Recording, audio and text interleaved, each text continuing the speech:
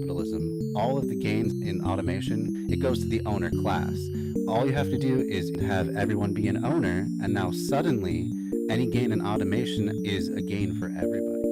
If you grow just one thing, it may not grow as well as if it grows with another thing. A good example of that is called the Three Sisters method of farming. There is definitely multi-apartment buildings or multi-families that do passive design. $100 million that they gave to Joe Rogan that they would kind of be out if they breach contract. Is that a bigger number? Or is 2 billion a bigger number? I don't know, Zach. It's a tough one. I It's know. really hard. And maybe comparing numbers is not Jeremy's strong suit. Gotta go kill a Jenny. I still don't think you should kill her. I don't think it's a good idea. It's a ghost, dude. All right. Hello and welcome back to Bread Theory. I'm your host, Zach. Joining me once again, Dan Platt of the Albany Greens. How you doing tonight, Dan?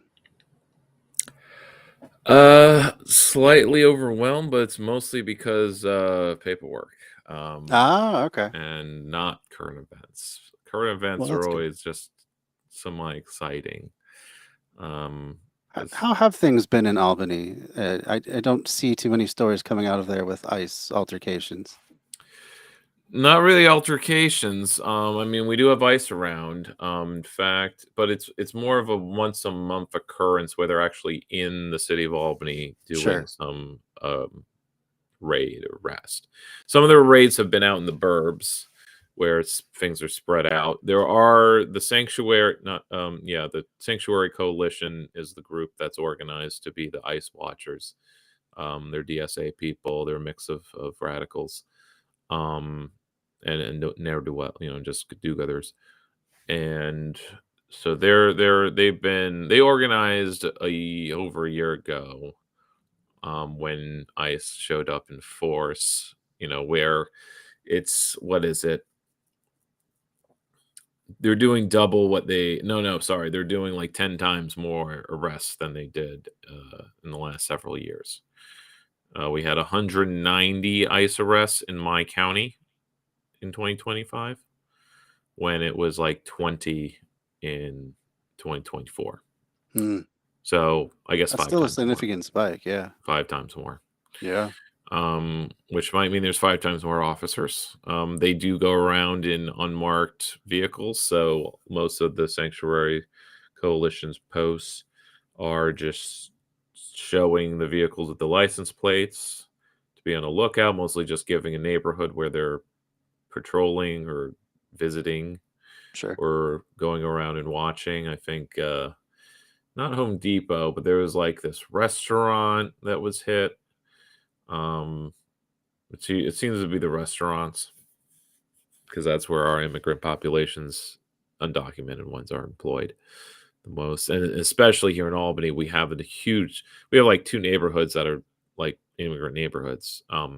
There's like 4 blocks of one of our strips, Central Avenue. The urban half of it is basically a 60 nations neighborhood. It's got every type of ethnic food and market, African market, and enough demand where Bangladeshis are not just making Indian food, they're making Bangladeshi food. And that's others, cool to see. are making their actual food and not just like, some generic version genericized version of there's a way more specialization happening. Yep. Let's see, but otherwise, I mean, it's been when the elected Democrats do an anti-ICE rally, they don't say it's them organizing it. They just say anti-ICE show up, demonstration. That was last Friday. It was at 4:00 p.m. And when I showed up at 5:20, 5:30, when I get back downtown from work, it was all gone and there was no one there. It was all wrapped up by 5, I assume. It was very cold Friday. This was one of the days it was below 10. It was like 10. And now, of course, it's colder in Minneapolis. I hear. Unfortunately. But we had a pretty cold weekend too, and of course all that snow, which we're starting to clean up, and now it's the shovel brigade's turn. I think we're really fighting a losing battle today because the plows with the snow emergency. It's like, well, the streets will what matter, and if the plows have to basically rebury everything that was dug on the sidewalks, so fucking be it. Because That's that's so what happened when frustrating. I got up today. All the like the out well, not an hour, but the half hour. No, it was almost an hour of work that I did, making sure there was a good path around my block, was basically half gone from the plows pushing everything up because we don't have wide sidewalks. The area of town with wider sidewalks made out better, but because there's that 5 feet where you can pack it up It's a little but bit of boulevard hell strip that you can pile it on. yeah, I mean, if you shovel the path near the buildings, right? Yeah. Okay. In my we're old row house stock with all Sure. with stoops jutting out, so the path has to be basically 3 feet from the curb, which means if the plow goes between 3 to 2 feet from the curb, then that pile because I mean we got dumped. It was a lot of powder, but it was Yeah. good 2 feet. Oh wow, Um, that is a lot to deal with. I mean that's what it feels like. I mean it becomes compacted as time goes on, but Sure. um, if it was just measured as powder, Yeah, I mean that's a lot. I cross country skied a little bit, on my street before everything was salted. That's a fun part. Yeah. That was Sunday night. It must have been Sunday night. Yeah, because yesterday was a really long day because was forced to work from home. We don't have snow days anymore. We work from home. Not with the I know Zoom it age. was Yeah. now Albany. Our school district has made the wise decision of allowing 3 snow days where Ooh. the students are not forced to go remote. They get 3 snow days, which is usually what was ever used. I think Yeah. Albany would be very judicious about using them, and it was Oh yeah. always like a big Same is it here. going to be a snow day? Is it going to be a snow day? And we're Yep. watching like the Watching the TV ticker. version, the TV ticker, Scrolling. having the oh man, millennial problems, right? Oh yeah. Oh yeah. 90s kid. Like, oh, Um, they closed the school watch, district right next door to us. It's gonna be us next. You'll see. yeah. You'll see, and then it skips, You're and then like, it goes, damn it! it goes You right gotta to go around the whole Bethlehem. thing again. Fuck. Right, yeah, and you have to wait a goddamn 5 minutes or Because they gotta something do if they don't. alphabetically again and go through the Yeah, whole roll. and because when it was like, if the longer it takes, the more likely it's all school districts. But Mm-hmm. Albany being having public municipal plows means that it's actually a little bit more prepared for snow than our burbs. So that's oh yeah. So you asked me about ice news in Albany. Yeah. So there's basically weekly events of some sort. I mean, there's different small groups that do things, but we're not doing a general strike. It seems. That's too bad. I know there's like national calls for Yeah. solidarity. I mean, we're doing solidarity events for sure, and we certainly did a few. I went to a few number of them, the last few weeks. But second half of the month, I'm sort of I need to focus on my host business, taxes, and my work, which I'm conflicted about. Do I strike from my work? I mean, I process human rights discrimination complaints. Yep. But it's also state workers, and that's the thing about Albany. Most workers are state workers, and state workers can't strike. That's from the New York. It's the Taylor law that bans us from striking. So that us workers can't hold the government hostage because Yeah. Couldn't actually get any otherwise. real power to the people. That would be And it was passed. Can you guess outrageous. when the Taylor law was passed? Oh, let me think. With Taylorism, that was the assembly line stuff, right? The Different Taylor, but different Taylor. Okay. Taylor's just the name of the senator, you know. Oh, gotcha. I don't know. I don't have any idea. 1948. Okay. So people coming back from World War II. Well, it's also when it coincides with 48 to 55 was when New York State had one of those bureaucratic expansions. Hmm. It's when the Human Rights Division was actually created in those years too.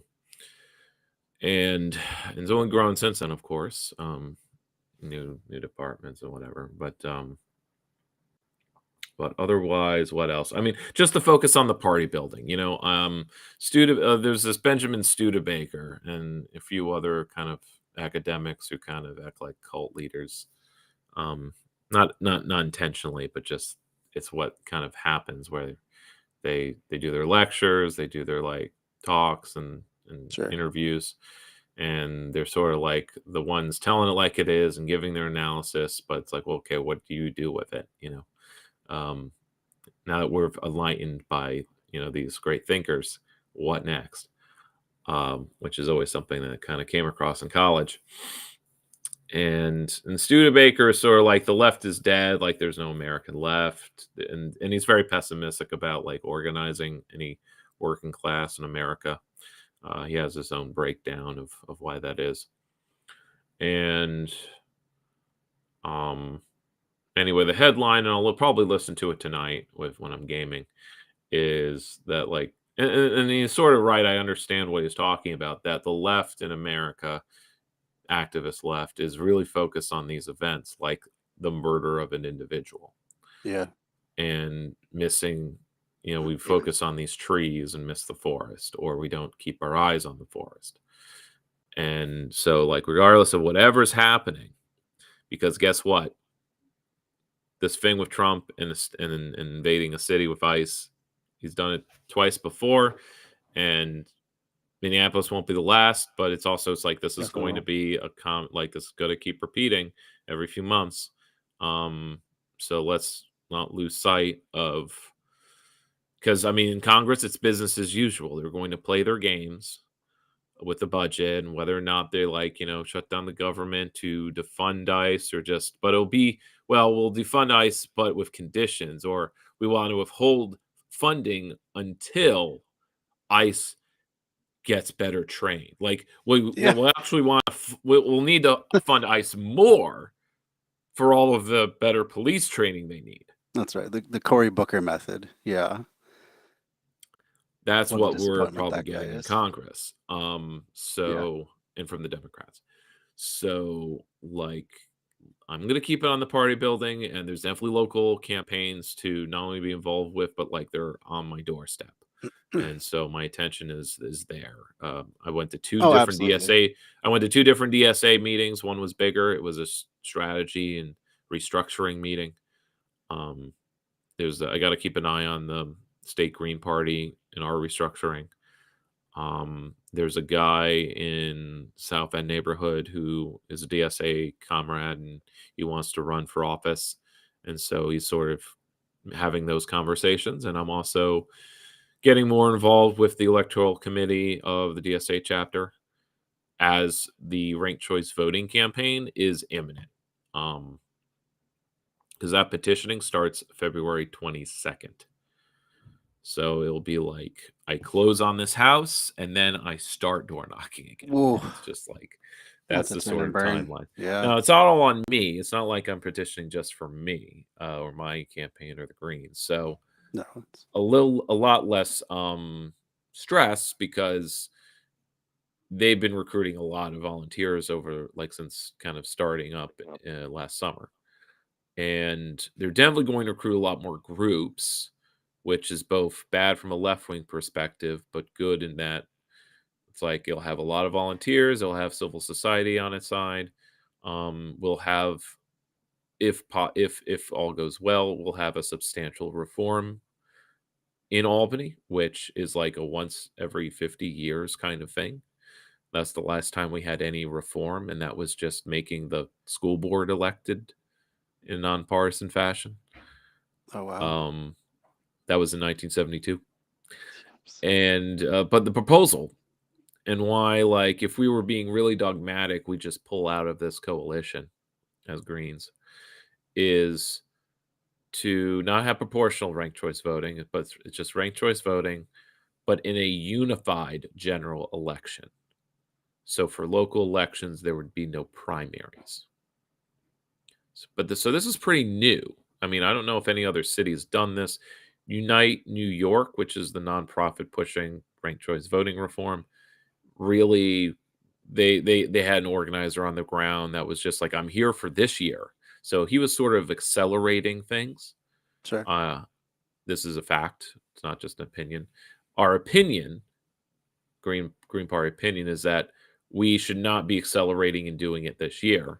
We should spend a year educating the public so that, in canvassing for, election reform more broadly, so everyone knows of all the possibilities, and so that we can get people educated or at least brought up to speed so we can push for proportional ranked choice voting or a stronger reform.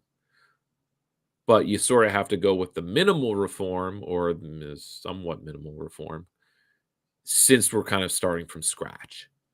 Oh, And so you're not pursuing the proportional part then? no, against my Too bad. abstention, That's too bad. the consensus is to go for this a unified general election. Yeah. That's ranked choice voting. Now, the unified election, getting rid of primaries, does quite a number of things, though. So I'm not totally upset and disappointed and just like, well, this is not worth doing and being a part of. I'm actually somewhat like I could be somewhat sad. I'm sated a bit by this reform. It's a Sure. half reform, but it's not a fig leaf. I think ranked choice voting alone with primaries and everything else still intact is a fig leaf. Now, the Democrats will still have a substantial advantage. It doesn't break that. And that's probably why, if it's going to happen, if something's going to happen, it would be this, because it doesn't break Democrat supremacy. But it does give others a chance. And it's also for the sake of the more moderate reformers, which is Unite New York. Their priority and other sort of nonpartisan election reform people and groups are about just like, well, let's just make sure that everyone can vote for the most candidates, right? Don't leave it up to just half the electorate to basically decide who's going to be the front runner in the general election.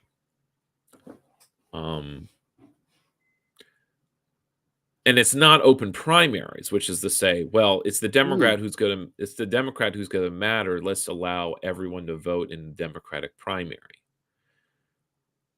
It's definitely better to have the unified election on election day, which means it's just one election season with one election filing, one petitioning season. So everyone's petitioning at the same time.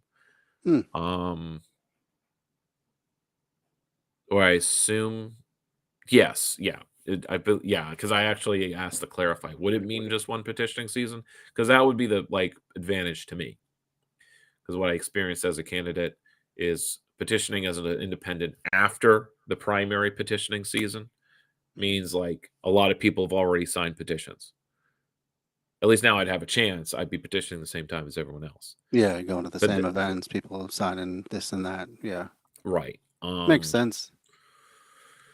And again, it would be just one campaign season. So I don't know if the petitioning would shift, local petitioning season would actually be in the summertime. That would be interesting.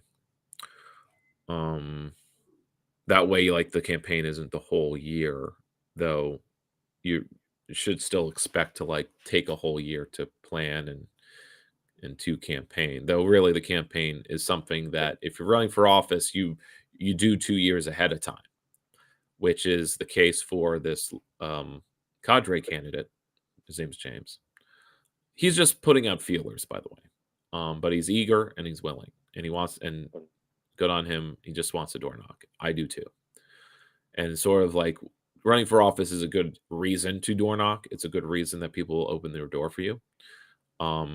if you just go around just saying, hi, I'm just your neighbor and I'm like a socialist, you need to offer something, right? Running for office is like offering your services. Unless you do it another way where you're running some mutual aid project or doing something else, which again is its own year-to-year project. But then it's like Mhm. once you run for office, it's like do you stop doing that? Do you keep doing it? That's questions I've molded around in my head. Um,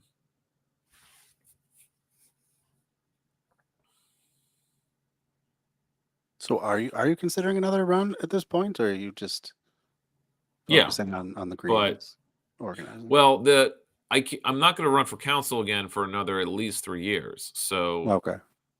that's the time. I mean, I have 3 years to basically party build. Now, of course, if I'm helping like the DSA candidate this year or something, then I'm not doing that. But I'm not committing to helping him actually. So um, Sure. I'm doing my own outreach. It's sort of a priorities thing. But at the same time, building up our capacities to do campaigning. So it's like I can invite maybe Greens. I'm like, look, this guy probably isn't running as a Green, but socialist. He's running as a socialist. And that's what would set him apart from the progressive Dems who would likely be his opposition. Sure. People that I've known for years. One of them is very Green Party friendly, actually. She just happens to also be on the Democratic committee. And so she's kind of up for along with another. I mean, they're super progressive, but they're not out socialists. It's just that's mainly the only difference. But again, they chose to operate within the Democratic Party structure, Yeah. while DSAers are not, because I'm not sure this is something I can share, but the chapter is pretty split between those who want to break with the Dems completely and want to have a list of like approved groups, and certain groups would not be on that list.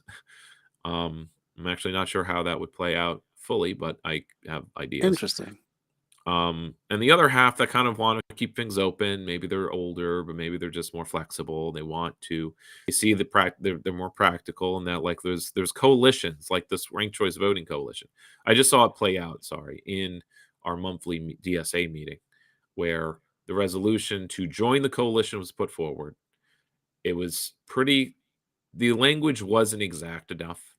It was, we support this ranked choice voting coalition and, and ranked choice voting, period. It was just that. And it was also, it was very open ended about what the resolution was for.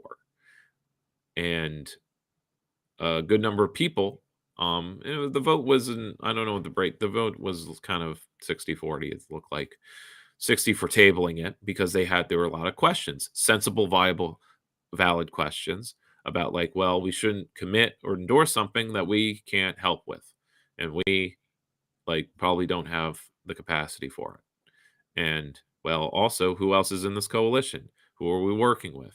What are we working for? Is this enough of a reform? It's the same questions that, I've been asking. But at the same time, it's really silly for the Green Party to sit out election reform when if people are challenging us, like this is what we should be doing. It's like I'm not voting for a Green until you get ranked choice voting. And Yeah. if they learn it's like we weren't part of passing this, then I think we look pretty lame. And like, well, what are we even doing?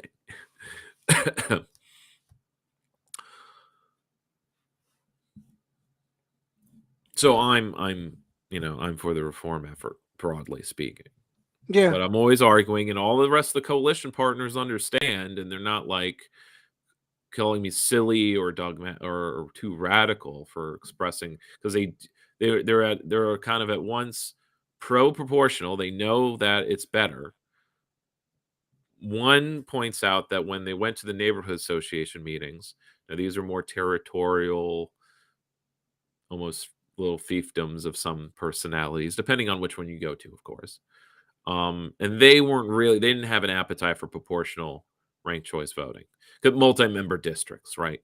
They like the wards being small. They like things being controllable. They like having the personal one-on-one. They didn't maybe like the idea of having 3 different reps. or sharing reps with other neighborhoods. Because there's a neighborhood pride or competition, mostly created by the dog-eat-dog nature of Albany politics. Hmm. Despite the last 15 years of trying to implement a equity agenda where all neighborhoods are getting proportionate investment by the city.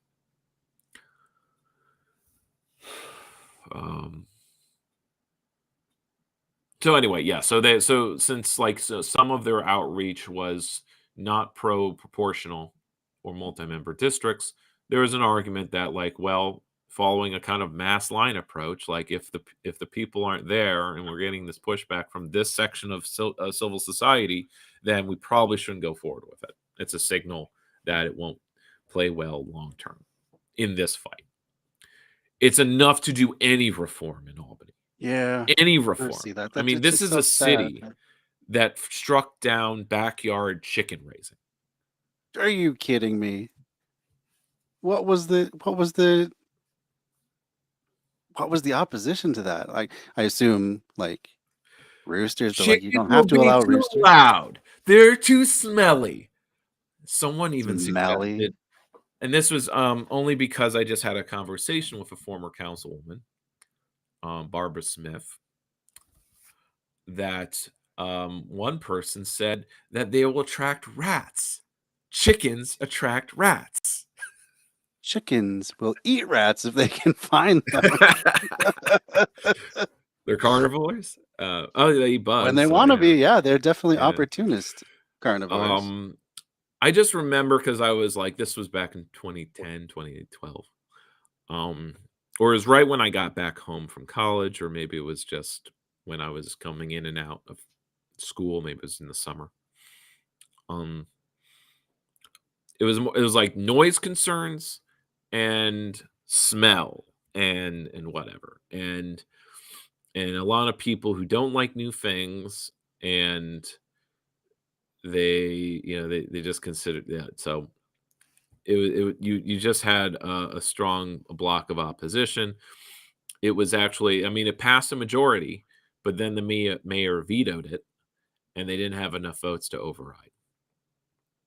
And future councils, so I asked, why not try again? And her answer was sort of that's a good question. I don't know why no one tried again. We just kind of waited for the winds to change or the mayor to change, and the mayor did change. So why not try under the new mayor? And her pseudo analysis was that the council became less serious. You had council members who were just there to do less. And by serious, she means serious about improving generally people's lives, providing constituent services, and doing more than just renaming some streets and maybe doing some social work. Actually changing laws and doing more than just maintaining things. I think there's a number of Democrats or local office holders across the country that see themselves just as maintaining a status quo. Because the voters, their constituents, are the status quo. They're stuck in place, they're not moving, they haven't moved, they're not people moving around, so they like things to be the same, or they're here because things haven't changed.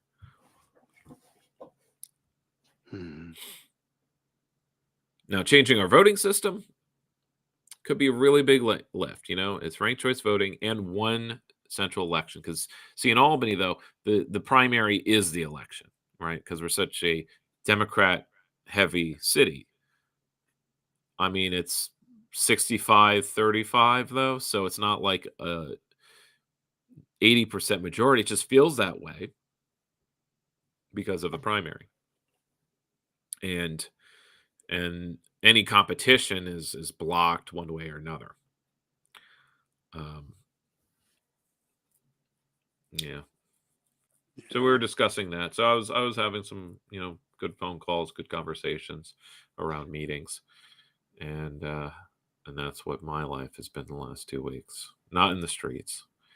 Uh, kind of my, I don't know if I'm not to sound squalid, but that phase of my life is over. I mean, it never is over, truly over, of course. Like if things were really really bad, I get an anxiety attack, but I'd probably still get out there. Um,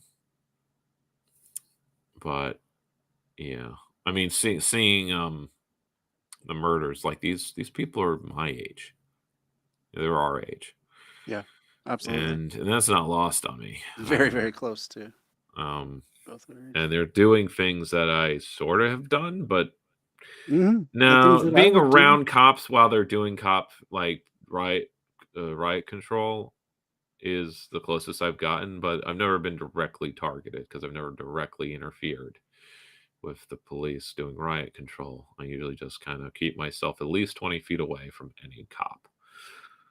Um, but I noticed in the video something that some people are kind of pointing out. I think even CBS pointed out that, Creedy was not just helping someone else up that the cop ICE officers were pushing, but it kind of looked like he was de-arresting her because they were grabbing her. He Yeah, pulled he her was trying to grab away, her to get her away. and then once he successfully de-arrests her, that's when they start manhandling him. And then and because it's just those three people, there's no one ready to de-arrest him. So he gets Rodney Kinged with the extra peppering. Yeah, Um, like like good, just the ultimate fuck you. absolutely. Oh, they were pissed that he would even stand in their way of totally Or any of them. So like let's attacking just that like that and woman. that's obviously what's tipped a lot of liberals over the edge, but they're making it about Trump's ice. This is Trump's ice. I hate that framing. You're right, though. Um And I I mean, I, I only saw it on the page things bootlickers say, you know. yeah, there are clear things that are different about this.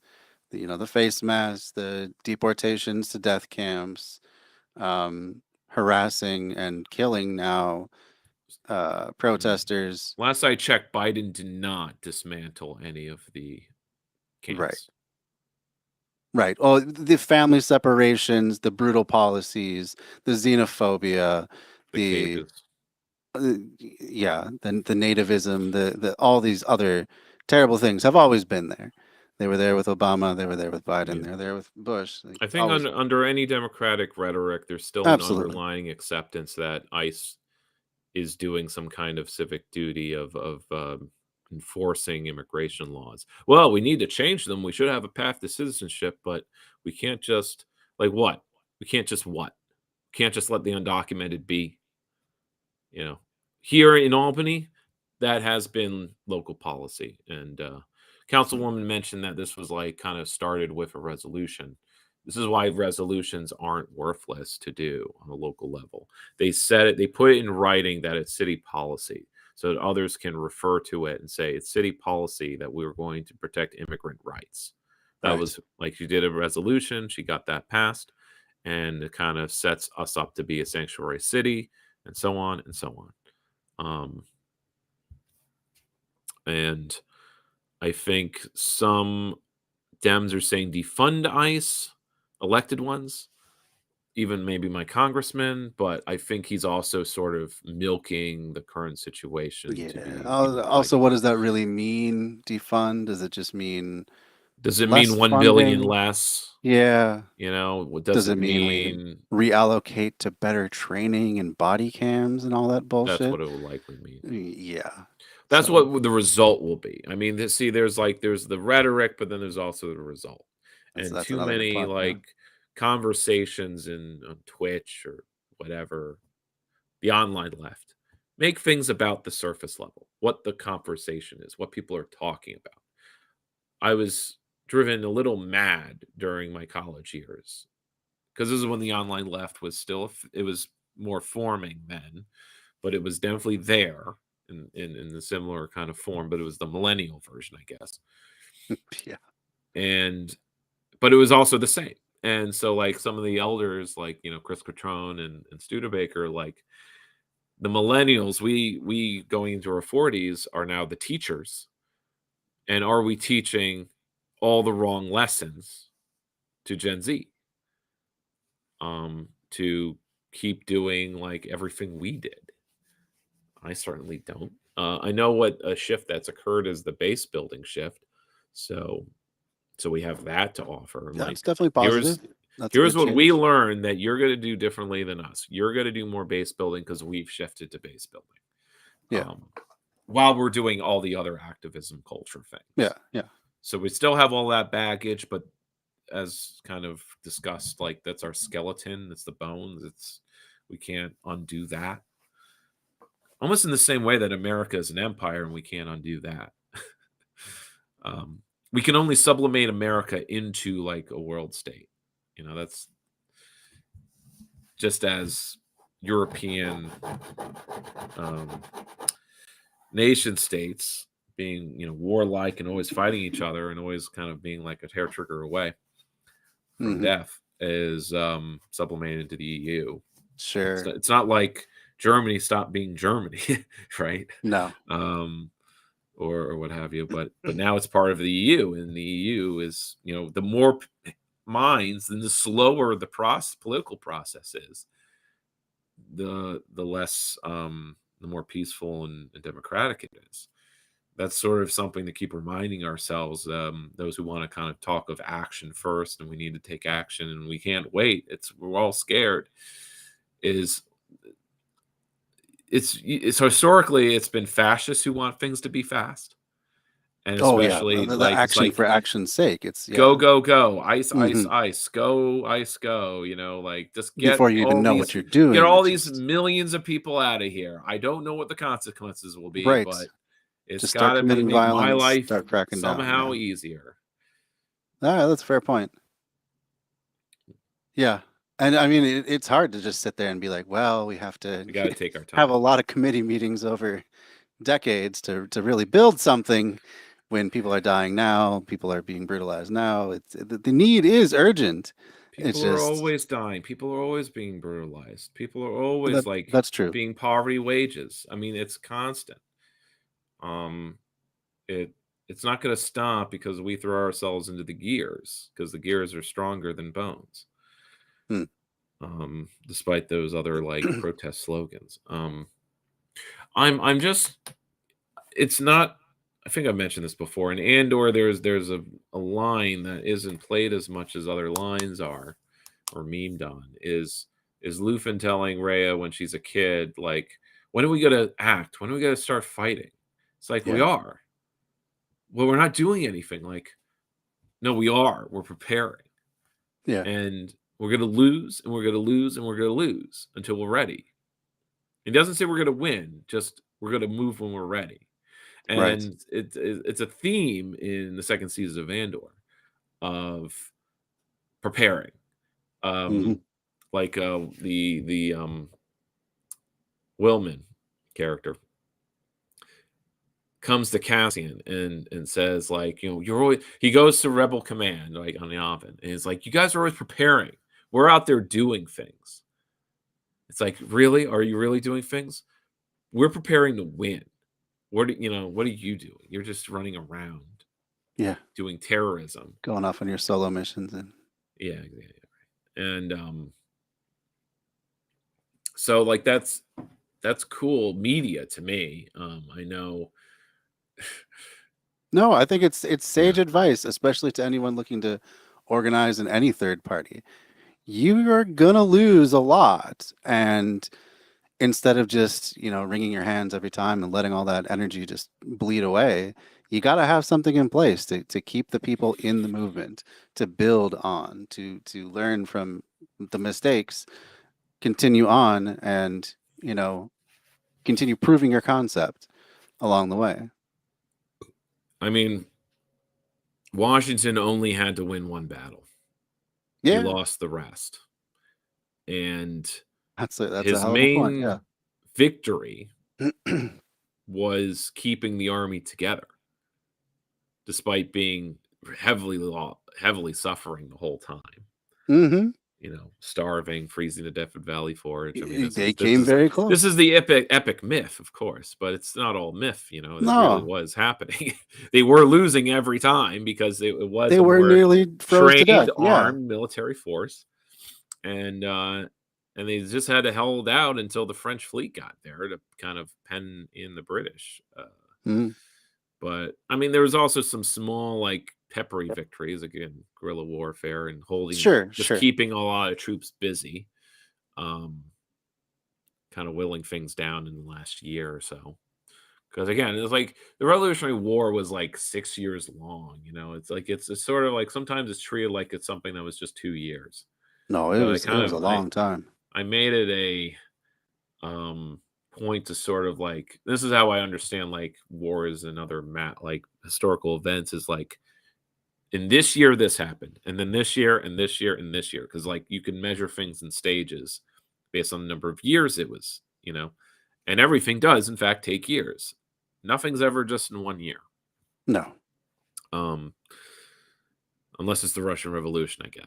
But but then you have the Civil War afterwards, so that should be taken as like a 5-year struggle to actually govern the country.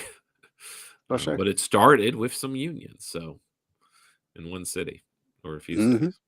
Mm-hmm. Any video or you want to start with or get into? Sure, yeah, we can do that Hassan one. I think that's kind of apropos to what we're talking about. Because that's today. Let me just pull it up. There we go. So he's going to spend some of it talking about his own practice as a streamer. And I will use, because it's been coming up pretty frequently as he visited Minneapolis for 2 days and was in the streets, and he's been doing a lot of videos talking about all the other poser Twitch streamers who are kind of apolitical or just hopping on the right-wing bandwagon because it was brings you a good sized audience of morons. Anyway, it's best to skip the preview, go in like 1 minute. Sure. So the tagline here is in this country. The baiting title is Electoralism Can Build Socialism. Electoralism can build socialism. Something I sort of agree with, but I do too, to an extent. Like, it can definitely make it easier. If people have their needs met, if the basics are met, I feel that more people can actually have the time to engage with theory, to do the long practice of committee building and meeting building and party building and all this stuff. So I think there is some truth to that. if the Soviet Union were doing things correctly in the 50s, it's like there would have been a lot more of that. Instead of just focusing on like the economic growth, which they might have been doing. Yeah. It's to me, it's kind of like usually the best places to unionize are the ones that things are going pretty well, because you don't have the churn and all of the people just having to quit, and the people don't have as much to lose if they have to take a few days off to strike or whatever. So I think there's some similarities to that. But anyway, let's hear what he says. Largest self-identifying political movement on the ostensible left flank of American democracy, okay? It makes normie Dems look to people like Zohran Mamdani and go, wait a minute, so a socialist isn't a scary thing at all. A socialist just means like a Democrat that does the right things. A socialist just means that you're just like a real Democrat, like you're a fighter, okay? And once again, this is just the first step in the right direction. This doesn't mean that it's the this doesn't mean like, okay, you elect people like Zohran Mamdani and you move on. That's not what I'm saying at all. Okay? Here is more proof. In October 2024, the month that Mamdani launched his campaign, New York City DSA had 5,910 members, while the national DSA as a whole had 50,713 members. By December 2025, New York DSA had grown to 13,145 members, and the national DSA had grown to 92,000 members. And the reason for why this is significant is because this kind of like electoralism actually opens up a pathway for even a viable third party option. Okay. This is what I always stress. I always try to explain to you guys that like there is already a opportunity ripe for seizure here in the Democratic lane. It doesn't have to end with the Democratic Party. It can go beyond the Democratic Party. That's part of the reason why I say like, oh, it's not entryism. It's not entryism at all. What are you not happy with what Zoran's doing? I can see his point.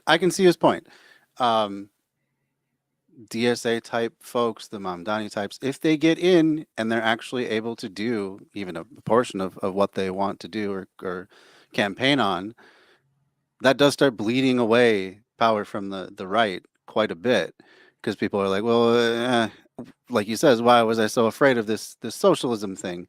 Seems pretty good now. And I think that does open up a path on the left to then be like, oh, you like what he's doing? Why don't we go a little bit further? You know, it's not that much of a leap then, because people actually have some experience with not actual leftism, but something close to it, something where it's, you know, people are actually being cared for. Politicians are actually making people's lives materially better in some way. So I can see his point. Or making capitalism more tolerable. That is the counter argument for sure. Well, not just the counter. I think it's important that while you're doing that, you're saying capitalism. I'm not doing this to make capitalism more tolerable, you know, or rather, okay. or as much as I'm doing, it's not going to be enough until we evolve capitalism. Yeah. Into socialism. Yeah. Okay. So yeah, that definitely not destroying and evolving it. That's maybe like a way forward. My question I pose to DSAers is just like, when do we break? You know, what can we put it in writing that when we hit like 500,000 members, that's when DSA does a full break.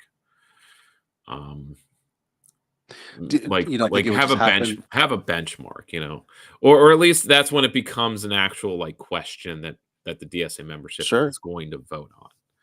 So you don't think that at that point, like when there's that massive surge and like a tidal wave of DSA in a situation like that, you don't think it would just be a natural break where people would be like, all right, man, I'm really jazzed up about this. Let's because you have members doesn't mean you have organization. No, so you have all these people joining. Where are they joining? Are they all scattered about and not, or are they all like going to a new chapters? You know, my local chapter I think has had steady growth, but it's still been like a group of 15 really active people and maybe 10 more less active people, and then you have 300 dues paying members. I guess it's the whole, like, you know, 100 members, 10 active, 1 leader, you know, one who's actually cadre, 1%. I think that's maybe always going to be the breakdown. So, but it's also a question of, like, say, in any party building, like, I can have people in Troy, my neighbor city, who are Greens, or rather, if not Greens, leftists, who are asking me, you know, one such man did, is there a county chapter in my county? And I say, not yet. It needs to be formed, and I'd love to help you do it. But he doesn't see himself as a leader in that way. He says, like, oh, I'm a punk rocker guy who smokes weed. I'm not sure I'm the right face. I'm like, well, as far as our base is concerned, if we're going to have one, you probably are the right face. Yeah. I mean, there's more punks out there in Troy than you probably. I mean, Troy is like known for like your punk scene. So no, I didn't realize that. Well, not really, but you know what I mean. It's a real mixed population I mean, Okay. there's a lot of Okay. outcasts, and there's a lot of people you would appeal to. You're one of them. You're a Troy person. Well, he says he's on the edge of Troy, actually. He's actually in the next town, which means he's in Trump territory. Mm. These cities, because this county in particular is actually a heavily Republican county. Uh-huh. And in that, Troy is just this little blue island, which now has an actual all Democrat council, which is the first time it's been that way in a long time, thanks to gerrymandering and other scoobly pooping. But he's excited to kind of says do what is necessary. So he's willing to do some things, and I think we sort of pseudo pitched like him, or he offered to like host. I could plan and host an event at the local community center. So I'm just like, well, okay, we could do some kind of outreach event, see if we can get other people like involved. Now that there's like this, full Democrat control in Troy, then the Greens could actually be the second party. But it's also a matter of like, well, the Democrats aren't really trying in Brunswick, the town next door. So the Greens would be the second. They'd be the left option against Republicans. And that actually could could we peel away moderates? That's the kind of thing where the moderates stay home because like, well, I'm not voting for a socialist and I'm voting for a Trumper. It's like they just want someone who's not partisan, too much partisanship. That's the problem. Apolitical politicians only. Just maintainers, You're right. Steady as she goes. Status quo. It's going good for me, Jack. So don't rock the boat. Are pitching things that way, like ranked choice voting. It's like, oh, ranked choice voting, it lessens partisanship. Like, well, we want to exasperate partisanship. Yeah. But that's what a rupture does, right? So it's like you have a lot of people who like don't want to rupture at all costs. And then there's a type of revolution where it's like, well, we kind of have to assume that any reform, not just a revolution, but reform requires rupture. Because that's usually what results from a big revolution is just getting some reforms. Mm. But American history is also filled of like reform movements and reforms occurring in localities and states without it being during like that one rupture point, like the Civil War or the 20s or something. Like it's American history is kind of a mess. Yeah. It's hard to pin down patterns. That's why when everyone does like pattern seeking, they're doing pseudo history. Mm. They're really like flattening things out. Yeah. Well, the material circumstances have been so vastly different from beginning till now that, yeah, it really is hard to find another point in history that you can really even compare it to. So, yeah, I think you have a point. Do you think I should try putting on this cranberry sauce lip balm? That sounds delicious. So, wait. I have this one instead. This one's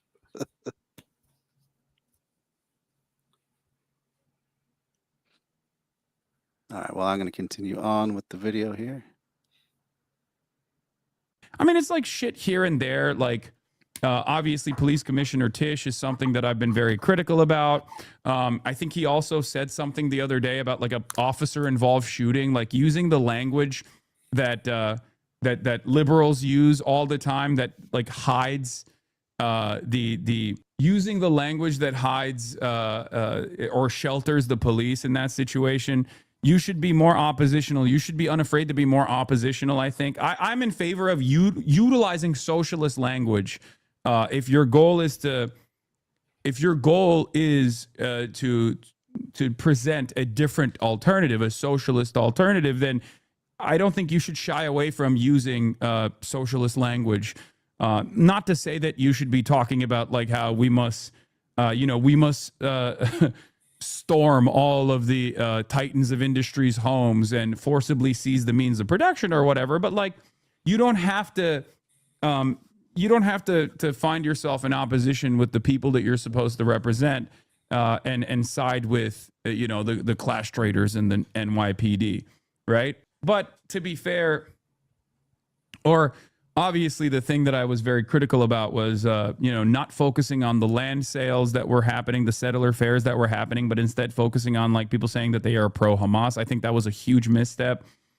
But ultimately, it still doesn't matter. Can you pause? Because people Now, I was wrong about this, and I think other observers who were reporting one thing and not doing a follow-up, that Zoran did follow through and reverse Adams out of, as he was leaving, executive orders banning BDS from city employees or whatever. Yeah, that was pretty good. And a number of other, Zionist policy stuff.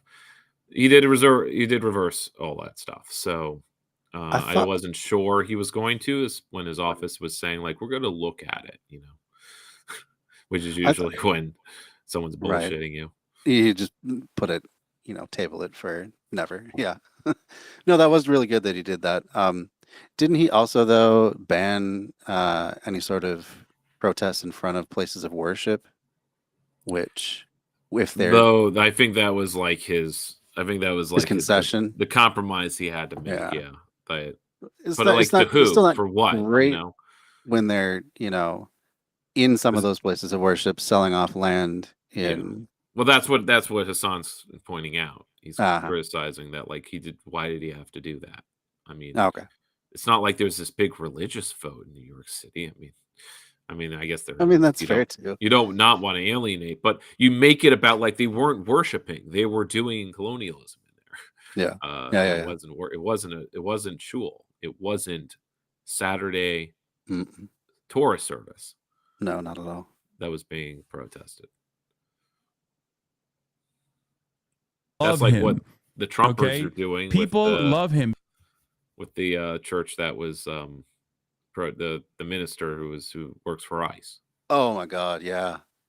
What a violation of their religious liberties to come in and yell at them. Oh my goodness. No outbursts in church. Don Lemon was there too. Oh, to see Tim. Well, they were mad because he was told what they were going to do ahead of time, but didn't report it. He just reported as it was happening. Yeah, I watched someone, I don't remember who, covering Tim Pool, who was covering that, and Tim was just, of course, all over the place. Brown? It probably was either Aaron Brown or Majority Report. I don't know if I'm a subscriber, but I basically watch all of Aaron Brown's. I do too. Non-paid videos. Yeah, me as well. But man, Tim, you can really dance on that fence. Don Lemon, well, I don't know, guys. Maybe it's not such a good thing to arrest people. Oh, but then again, maybe he should have been arrested. He basically had every conceivable. Just a grifter. He just keeps his audience within 3 minutes. He just has to make them upset, not with him, but just with everything. Just vaguely upset, so that they give him more money. Yeah. Right. Yeah. Because of all the good shit that he does.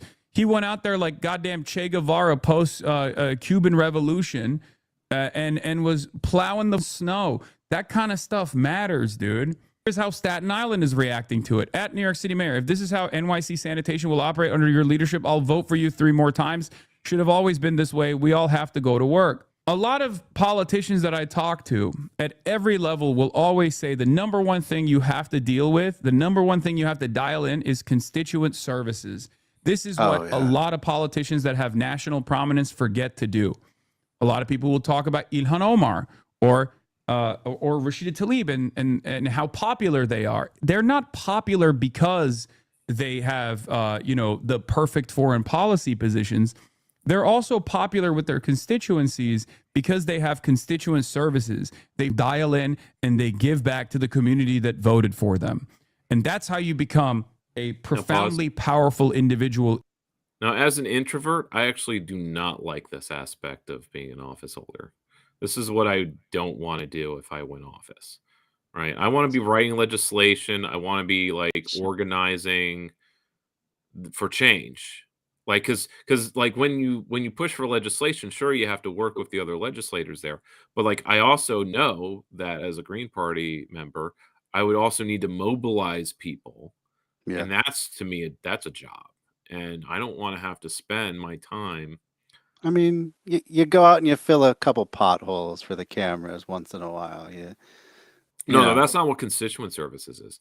Oh, That then constituent services is having a staff to connect people with public services, or when someone has a problem accessing anything having to do oh, with the okay. city, you're there to grease the wheels or to make the phone call to say like, hey, just let them in, or to fix the problem. Like, you're the manager. Like, okay, like if someone has a problem with city services and they want to talk to the manager, you're the manager. Right? I'd have to be the manager. Why isn't this being fixed? Why aren't you doing something about this? Sure. And sometimes it would be like, my neighbor's cats are too loud. Yeah. Like, that was something that like a machine person would be like, like people would come to me with every little goddamn inconvenience in their lives, thinking like I have power to do something about it. Because the Cars are machine is honking too loud all outside. knowing and all powerful. Yeah. Like, what do you want me to do about it?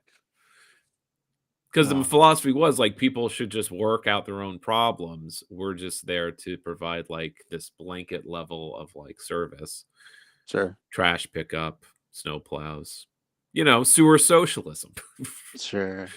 But I'm like, if that's socialism, count me out. I mean, it's a strategy to build support for Yeah, it gets buy-in. the movement that would build socialism. But it's like, well, that's a lot of steps. And I guess that's, I mean, I just argued for doing the long strategy.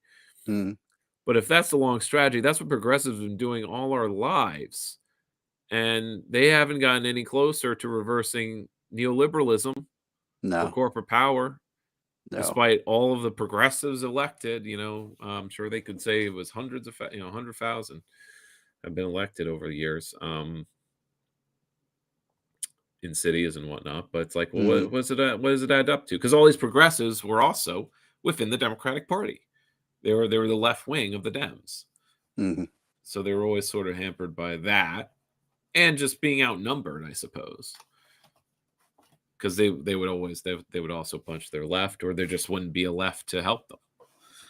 But whenever I think it was a matter of, do I want to help this progressive, the progressive would punch to the left and go like, well, you're not going to help me. You're just going to make me look bad with your anti-imperialism or kooky views on China. Thinking China, this is speaking like in 2010, like China overtake us? No way. Get out of here. Yeah, right. You're a paid, you're a Putin puppet. Ah, I would get that from some progressives. that's crazy. Progressive except for Palestine. Progressive except for this, Mm-hmm. Not actually wanting to raise taxes. No. Because they were elected as a progressive, but also by taxpayers who don't want their taxes raised. So they were a progressive socially, but a fiscal conservative. Yeah. We want more programs, less taxes. Yeah. Very cool. All right, let's move on. In your own party. And that's how you can fight to move the needle in the appropriate direction. Zoran Mamdani is doing that. Okay? He's doing that so much that all these liberals that initially were very cold on Zoran Mamdani have flipped the script and now have to find themselves in this unique predicament where they have to be like, well, we like Zoran, but we hate Hassan. So obviously Zoran must hate Hassan as well. Like that's the reason why dumbasses like Destiny look to people like Zoran who have damn near identical positions to someone like myself, albeit I'm a little bit more radical than he is because I'm not running for office, and turn around and, say stuff like, oh, Zoran must actually hate him. He's actually much closer to us. He's an abundant liberal, that kind of thing. Sometimes politics is much simpler. He's looking the real to fear Newark. of Zoran He's looking to Newark because Newark increased its housing. Not Newark, Jersey City. Oh, okay. Well, Jersey City is incredibly dense. I'm not sure that's just because they upzoned everything. I think there's a lot more to it there. I mean, there's those smaller municipalities within that side of Jersey. that basically started Vision Zero and went all in on pedestrian infrastructure. So everyone inside of the boundaries can walk to the New Jersey Transit station. Sure. Nice. Yeah, I know very little about. Yeah, New York City. I've been seeing a bunch of posts about like Zohan's looking at Jersey City to solve New York housing. Like, well, he's also shutting down a lot of slumlords, so, or at least that's what he's moving to do. Nice. Donnie's critics is not that he fails, but that he succeeds. This is something that I've said quite a bit as well. Americans might ask, wait, the government can be competent? Why isn't our city competent? That's exactly the problem here. This got 100,000 likes. Holy shit. Considering he was supposed to do a second and install zombie Mao Zedong as his policies are, you only have the alarmists to blame for lowering the bar so much. The thing is, you can't be a Trump fan and complain about someone's tweets or rhetoric. That's fat gym instructor. That's a fat gym instructor. Ain't nobody watching you jazzercise, bud. There's no such thing as a good gentrifier. What is this? Yeah, we just had to settle for a white girl, Robert Mugabe. Oh my God. Oh my God. They're still chirping about tweets from people in Zoran's ranks that are actually unironically doing amazing work as well. But do you understand? And this they're is why I also have a socialists. firm belief. This is why I also have a firm and committed belief in liberals being infinitely more sympathetic to socialism when they actually see a socialist elected. Do you see what I mean? When they actually see a socialist elected, they go, wait a minute, this just... I'm sure he'll put more addendums on this, so I'm not like just going, no way, Hassan. But liberals are sympathetic to socialists when they're just good Democrats. Yeah. Right? If they were actually doing socialist things, then they might get their dander up and be oppositional. Definitely. If they start So talking there's sort of this nationalizing things.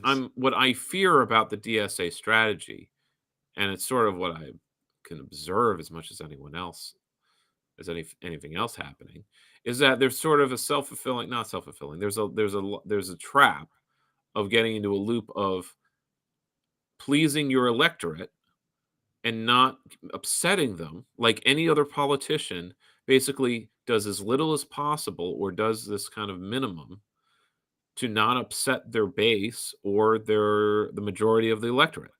And if the majority of the electorate isn't ready for socialism, and they never will be, because you or your movement or your base, the DSA in New York, doesn't want to upset them and ruin the thing that they built up, having actually elected people.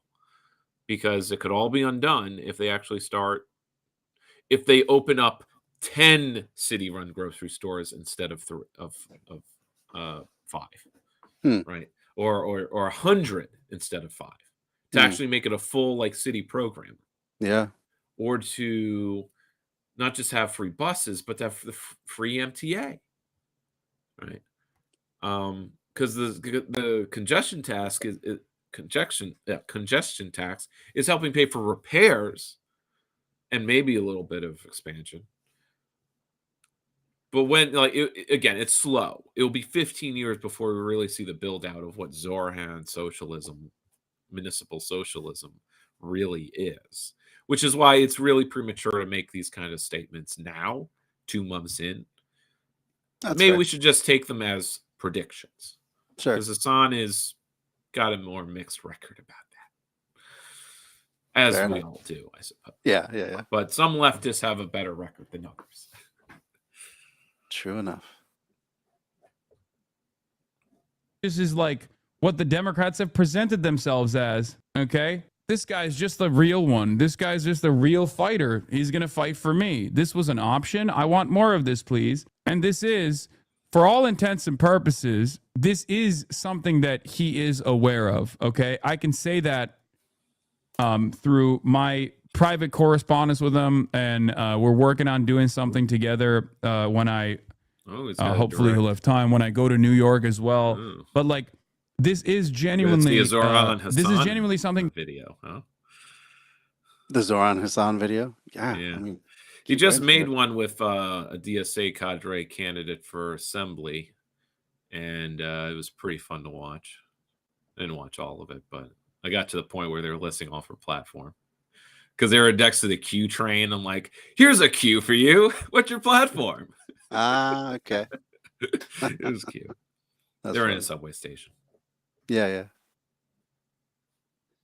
That he is aware of, right? Is that not just entryism? No, entryism is if you stay in the Democratic Party side, okay? Like if you're just saying like, oh, we'll have we'll change the entire Democratic Party by having all the Democratic Party be entirely comprised of Zohran Mamdani's. Now, entryism could work. Okay, entryism could work. I just don't know if it will. Okay, in theory, it has not worked, or in practice, it has not worked. In theory, I understand it, but ultimately, it's not. That's not my goal. Like, I don't care if the Democratic Party became a true workers' party, a true communist party, a true socialist party tomorrow. I'd be in support of it. That's why I always say I am agnostic when it comes to political delineations past the point of I think it's a mistake to even anti-capitalism. bring up Okay. this hypothetical. He's definitely sounding good. He's sounded better than he did like the last 2 years. I don't know if he's actually kind of said like something this strong before. But even bringing up the hypothetical, just a little nitpick, bring up the hypothetical of like, well, if they became, a workers' party tomorrow, it's like they're not. They're just not. It's just don't even bring it in the conversation. Don't put it in your audience's head that like is something that could happen, or it's something like on the table. No. The question is, how entryist are you going to be, and what kind of lines are we going to actually commit to about how entryist you go? Because like when you join, it's not forever. Okay, can you put a time limit on it? Can you say, okay, if we don't build the sort of base to have our own political party in 10 years, then we all just leave? Sure. But then, of course, the argument will be, well, we can't just leave. We haven't built the base up yet. It will be 2050, right? Okay, let's say this goes the pessimistic way. Zohran Mamdani in 20 years, it's 2050. And Zohran Mamdani will be like the New York governor or something. Sure. And he'll be like the Democratic Party governor. And it's not yet time. We still need 5 more other governors to be DSA cadre candidates before we split. It's not, we don't have enough of the country governing, us governing enough of the country to split off. Because they don't have I don't hear a standard in these conversations. We don't get to that point in these conversations, mostly because we're still having the conversation about like not whether to be entryist, but like, what line do we draw with just groups to work with? Zionist ones particularly. This came up because of the genocide. Too many progressive groups were not joining the movement for Palestine. So there was like a good portion of my chapter is like, we should not talk to them anymore. We don't want to share this stage with them anymore. If they're at a rally, we don't want to be at that rally. We don't want to share the stage with them. It's because it's an endorsement of their genocidal politics. And eventually that means like, well, why not just say that about the Democratic Party then? Yeah. Right. Yeah. And their position is we should split. But their only caveat is we should have our own electoral infrastructure first. Right. Otherwise, we're going up against the wall. I mean, butting against the wall. And it's a good point. It's valid. I'm like, okay, well, how are we going to build our own infrastructure if we keep using the Democrats' infrastructure? And I don't just mean the ballot line. I mean endorsing non-cadre candidates. So I think with DSA New York, and this is, again, just DSA New York, I think. I don't know if other cities like Minneapolis have gone this way, but I think they have. Uh-oh. Sorry about that, folks. Lost Dan. Hopefully he'll be able to rejoin momentarily. In the meantime, we're just going to keep on playing the video until he can rejoin. If you are an anti-cap, yes, here. There he is. Okay. Okay. Finishing my thought. That DSA New York has moved to just running cadre candidates. Zoran's a cadre candidate. Any of the assembly people they've elected, I think, have been cadre candidates. And by cadre candidate, I mean a DSA member and their campaign staff and their campaign volunteers are just DSA. And Sure. if any other groups are helping, they've endorsed the DSA, not the Yeah. DSA endorsing someone else, Not the other way around. like AOC was. And this means they've started low, like state senate and assembly, and kind of they're moving higher with some of those assembly people running for Congress and like Zoran mayor. Whether they're going to win or not, but Zoran's shown that they can win. So because with they got enough other community and other like organizational endorsements of some kind. They're building momentum for their cadre of candidates. So they are acting as their own party, which kind of lends to that argument that the DSA is its own party. But until it's its own legal political party that can run its own ballot line, it's still there's still a legal distinction to be made. Yeah. But as far as infrastructure, meaning campaign managers and volunteers networks and so on, and treasurers, not relying though. It's sort of like, well, why did Zoran have to bring on a bunch of Beltway Dem consultants onto his team? I guess it was the price of basically having the Dem establishment actually endorse him for mayor. Winning the primary does not guarantee that the Dems as a org are behind you. In fact, it can mean the opposite. It was the price for not having them basically switch to Como. And Como would have had a lot of other backers. It's what made the Zoran victory so astounding. But anyway, but he beat Como in the primary without their help, though. So, but that was just the primary. It wasn't the general election. So that's something to argue about. Yeah, I guess. that is different. Capitalist, you're moving the needle. You can be further to my left. You can call me a reactionary. You can call me a radlib. You can do whatever you want. But I believe that you play a role in moving the population in the appropriate direction. I'm pragmatic to a fault like that.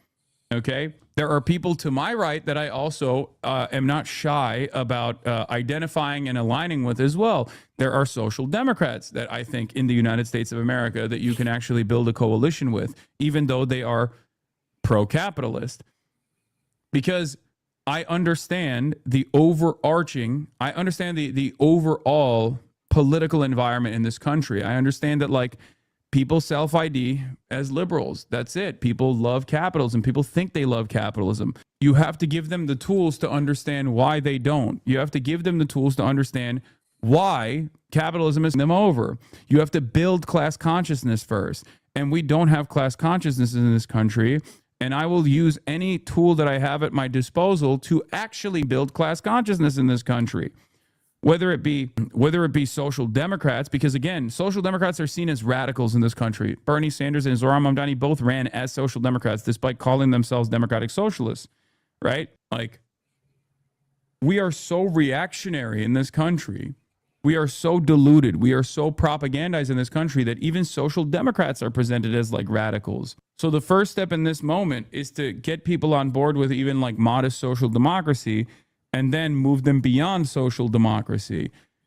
Obviously, there have been historically much more successful alternatives, but in the absence of like some sort of siege communism where you're going to be able to develop a revolutionary vanguard that will, storm the halls of the Capitol and I don't know, bring about a proletarian revolution. You have to work with what you have. You have to work with the tools that are in front of you. You have to work. To point out the ML, what is the Leninist perspective? The role of by entryist, I don't just mean like enter the Democratic Party. I just mean being electoral. is Oh, okay. to not just make things better and that, like, being a good social democrat, I don't believe, and this is based on the 20th century experience, does not grow people's class consciousness. I mean, if anything, it regressed the class consciousness of my grandparents Hmm. and the silent and the boomers. Um, it their job, intrius meaning, are to help the revolutionaries, the actual left in the streets or the movements, the unions, the militant unions. Instead, in the mid-century America, any elected lefty did social democracy really well, the sewer socialists, but they neglected to help the further left or the movements, the revolutionaries. Hmm. So you could only buttress the status quo or create a status quo that wasn't I wasn't creating class consciousness. So it wasn't feeding the revolution or any kind of revolution. This is just, I mean, and it's also because I'm seeing like Socialism for All, a channel who reads Lenin, Yeah. kind of going on about Lenin's writings, his monthly articles about. If there's one theme about like going from 1905 to 1924, whatever he died. The main theme of his like strategy was you got to balance your legal work with your illegal work. In our case, illegal work is any kind of militant unionism or mutual aid or, depending on your jurisdiction, I see. building socialism. Building socialism is illegal. Now you can work to make it legal, and that's kind of legal politics. Hmm. And then there's doing things legally, like electing people to office, but then those people in office need to be helping the illegal activities by legitimizing them, which is something I think the sewer socialists never did. People could be elected with the help of socialists. They could, but they wouldn't, even if they didn't run as socialists, but they were elected as socialists, but they did sewer socialism. But they weren't increasing. Sorry, what was the wording I just used? They weren't enabling the building of socialism Sure. by, say, in our case, having a co-op initiative to increase the production, like the rate of new co-ops being founded. Yeah. If Zoran started, like, and again, this hasn't been mentioned at all, at least in the broader scope. Maybe it's in there on the platform buried somewhere. But if there's some initiative 2 years from now, the Zoran administration announces a new initiative to start 10,000 new co-ops, actually, let's increase that. 50,000 new co-ops in the boroughs. It would need to be 100,000. It would need to be 1 million, Yeah. 1 million co-ops. Yeah, go for the stars, like planting 1 million trees. Start, like, we want people to start 1 million co-ops. What would it take to do that? And this, of course, also means converting businesses to co-ops. It doesn't matter how it happens, but like that would be the kind of thing I think that would make what Hassan's saying actualize, in my mind. That's the kind of thing, if I was in office, like, I wouldn't just I don't want to do constituent services and helping people get through this today. I want people to start co-ops. I don't want people to stay at their job. I don't want to make them like their capitalist job better. I want them to ditch it. Yeah. I Make want it them possible to to have leave. a choice. Yeah. I want them to have a Yeah. choice. People don't have a choice. And if you do social democracy really well, you're actually reinforcing a lack of choice. Now you can't leave New York City. Now you can't leave, like, whatever program. This is the big critique of welfare is like it locks you into a certain mode of production. And you're not gaining more class consciousness out of it because you're not struggling. Or what are you struggling with? a bureaucrat now going to the welfare office. And so they're discriminating against you by making you wait, or in the case of one complaint I handled, the staff of all women remarked that all the people waiting in their waiting room are men. In a more condescending way, they remarked. That's the complaint. Sure.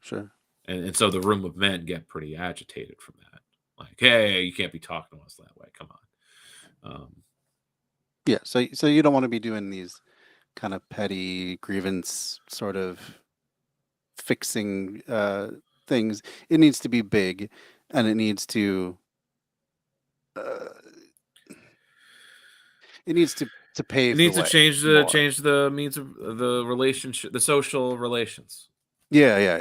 As So making co-ops that changes the relationship of worker and owner, stuff like that. Now, I see. The paradox is, I ain't getting elected without doing 1,000 little favors. Yeah. And when I was petitioning, I came across a few opportunities to do such favors, but they were their own projects. Like, to do this right, I'd need to devote a week to it, or even just a few nights. I'd have to just a few hours. I could maybe help her just a little bit. I don't know if I could help her, but I would try. But in the act of trying, this 3 hours that I didn't have. I was already had my petitioning schedule. I needed my break times. I needed to de-stress. There's always other things in my life. So, but this is where having a good team, having a team, like, you can't wait until you're in office before you have a staff. You need a staff who can say, like, hey, can you help her with this? In the case of my neighborhood, it was like, she has this little bump of land, and on paper, someone owns it or the city owns it, but like, it's so left over, it's like literally a 10 by 10 square, and she wants to plant a tree there, but like, who'd she get permission from? And can she just have it? Or like, what, like, everyone, she's just getting hot potatoed around between entities who don't really actually claim or want responsibility for it. So they're all just passing the buck. Yeah. So if we were to go back to your illegal versus legal framework, if you were to do the illegalist way, you'd say just plant the tree. We'll help you if we'll help you later. As your council person, I would just like make an ordinance to allow people to do guerrilla gardening or something. Yeah. Okay. To legalize it, or to make it permissible, or to decriminalize. I think decriminalizing is probably like, Sure. But yeah, chicken or the egg, or asparagus or the compost. All right. Well, let's continue on here. Don't got too much left.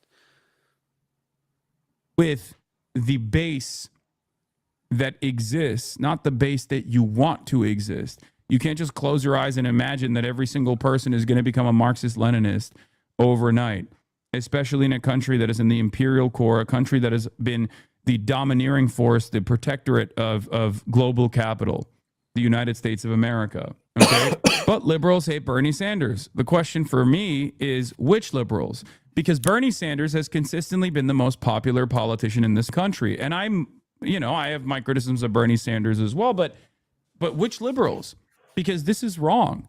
Bernie Sanders is not hated amongst liberals. Bernie Sanders is probably one of the most vindicated political figures in contemporary politics, as a matter of fact. Yeah, I think what that means really is Bernie was hated amongst big donors, and he was hated amongst like key holders like Jim Clyburn, who he decided not to meet with, and if a blue dog Democrat counts as a liberal, then you're using different terms. Exactly. But I think that's who that person would be referring to then, in terms of what liberals hate Bernie Sanders. Like, what is meant by mainstream liberal, or mainstream Democrat, like a party loyalist who hates Bernie Sanders is not, I would not say they're the same as a mainstream liberal. Sure. Because they're a professional partisan hack of some kind, in that media class, the fifth estate, telling people to hate Bernie Sanders. Right. Or Jill Stein. The liberals. Sorry. What about Jill Stein? Just throwing in Jill Stein as like someone that liberal media figures will tell people to hate. Yeah. And I never understood people, the hate and people for her. go along with that. They go Yeah, along like, with that, oh, well, whatever they do. narrative. I guess I hit her too. Really easily. I don't like it. I get it, but I don't like it. Keith Overman, that hate Bernie Sanders are Yeah. the DNC operatives. Okay. The people whose bread and butter is to consistently present a false reality that third way neoliberalism and a constant push towards moderacy is actually going to win elections. Those liberals are not being listened to right now in this moment. In this unique moment, there are a lot of liberal voters self-identifying as liberal voters who actually despise the establishment. Like true hypernormality, they confuse everyone. I don't think they convince anyone of anything, but they confuse the issue. And the discourse shifts because, like, from that confusion. So they just sow doubt and muddy the waters, and people are like, the abundance. Maybe the I abundance agree. line. Yeah. Abundance. Oh, that sounds good. Abundance. Why could that be a bad thing? Well, because they flood the channels in the magazines. Yeah. And it becomes the dominant conversation for 6 months, so like a long time, not just one media cycle, right? It's in the zeitgeist now, because of big money, and because it's everywhere. It's like, well, there must be something to it, or it's because it's everywhere because of big money. I have to address it. We have to talk about it. We have to make it like it's part of the conversation. They bought their way into it, and so the radical left NIMBYs, whatever, are, we're not even able to kind of have our own footing because, well, we don't have our own goddamn news network to promote what our position would be. And we don't have the organs and the organizations to create positions. Otherwise, we're relying on, online left media networks to be the vanguard of what the left position is. Yeah. And this has been the case our whole life, since 05 and Internet 2.0, is that like the left position doesn't come from what the Green Party puts out or what PSL or even DSA, what our statements on something are. The left position is relegated and seems to be formed by the left wing, the left independent media ecosystem. What is CYT saying? What's the majority report saying? It's their positions are the positions that people are going to take on. And that goes for Hassan as well. Hassan is the tastemaker. His audience moves towards what his positions are. The issue is with the streaming is by being online for 9 hours a day, his positions are not really like something that can be put up on a wall as something you can memorize. They're constantly shifting day by day. What he's saying now is different than what he was saying 2 months ago, and it's different. Like he has no line that he sticks to, and that can be a good thing. It means he's flexible. It means he's evolves. Though at times it also, like with the sock dem game, it seems like there is a line, there is a position. The position is Democratic Party entryism, third party suck, and we're never ready.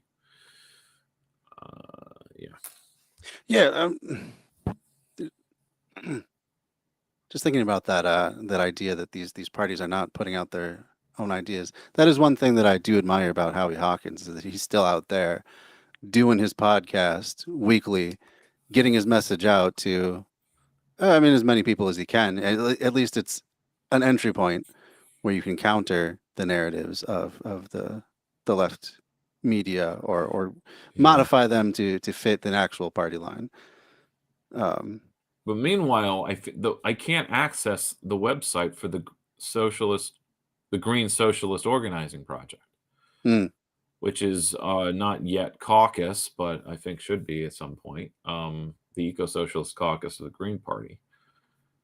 The website, I can't get onto it now. It's supposed to be something I could pay dues to, because it's been suggested I switch from paying dues to the National Party to this, which I kind of there's a good case to be made for that, since Yeah.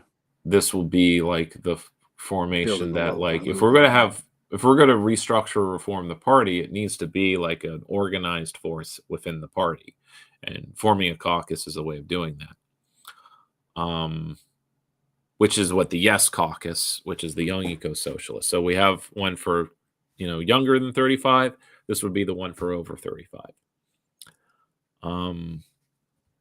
Because now there's enough eco-socialists, I think, to say we should have an older eco-socialist group, and Howie Hawkins being the vanguard of that. Yeah, right. I guess I just need to ask what's up with it, because the site has been down, or oh, you know what? I didn't try accessing it on a non-Firefox browser, so maybe it's that. Or did I try that? Let's see. Sorry, I'm gonna take a moment. Green No problem. Socialist Organizing.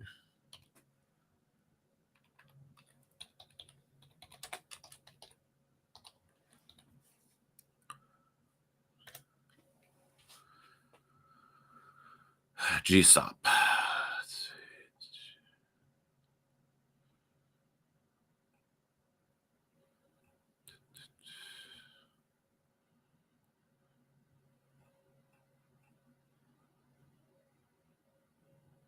Oh, you know what? It's not coming up.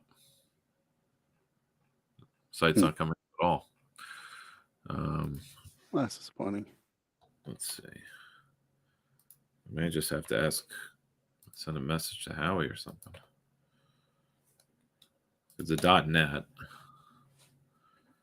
There's a Reddit post, and I think the Reddit post went to the link. Oh, yeah, it's greensocialist.net. Yeah, I think it's down. That's odd. That's a shame.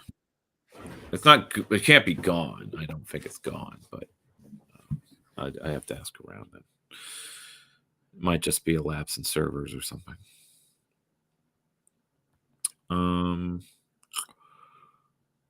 Yeah, because something interesting is happening. Maybe this is some inside base. Yeah, it would be inside baseball. And I'm promised myself I do less of that. Yeah. No, that's okay. We don't have to. Let's continue with Son. Sure. All right, I found Howie Hawkins' podcast on YouTube, so at least that's Yeah. It's on you. Yeah, So I think it's I'll mostly share that it's just one. a stream that he does. There's another. The Illinois Greens have been streaming regularly. So you could share that. I think that's sort of the most regular media production, streaming wise. Sure. Because they do 2 hours and they do talk news and they interview candidates. So that's cool. That should definitely be a regular thing. And that's the thing. As a decentralized party, it's sort of up to like state chapters to kind of do these projects. And that's sort of the weakness of the National, is that the National hasn't been able to regularly do these things. And GSOP's kind of overall goal would be to make the National an entity that could do all those things, to do national level media and to put out statements, a statement every day, make it someone's job to write statements, or a committee. Empower them to do that. It means they need authority. They need, delegated responsibility.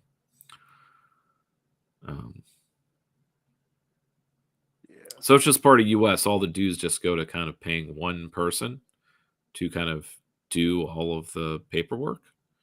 And he does it well, but because it's his job, but it means that there's nobody for anything else. And he's being underpaid.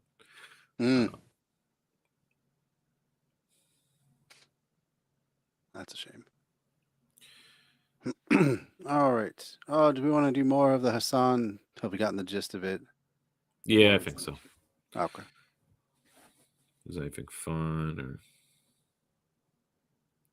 Yeah, we don't got a ton of time left. Just a little No. like 25 minutes. So I'm pretty tired.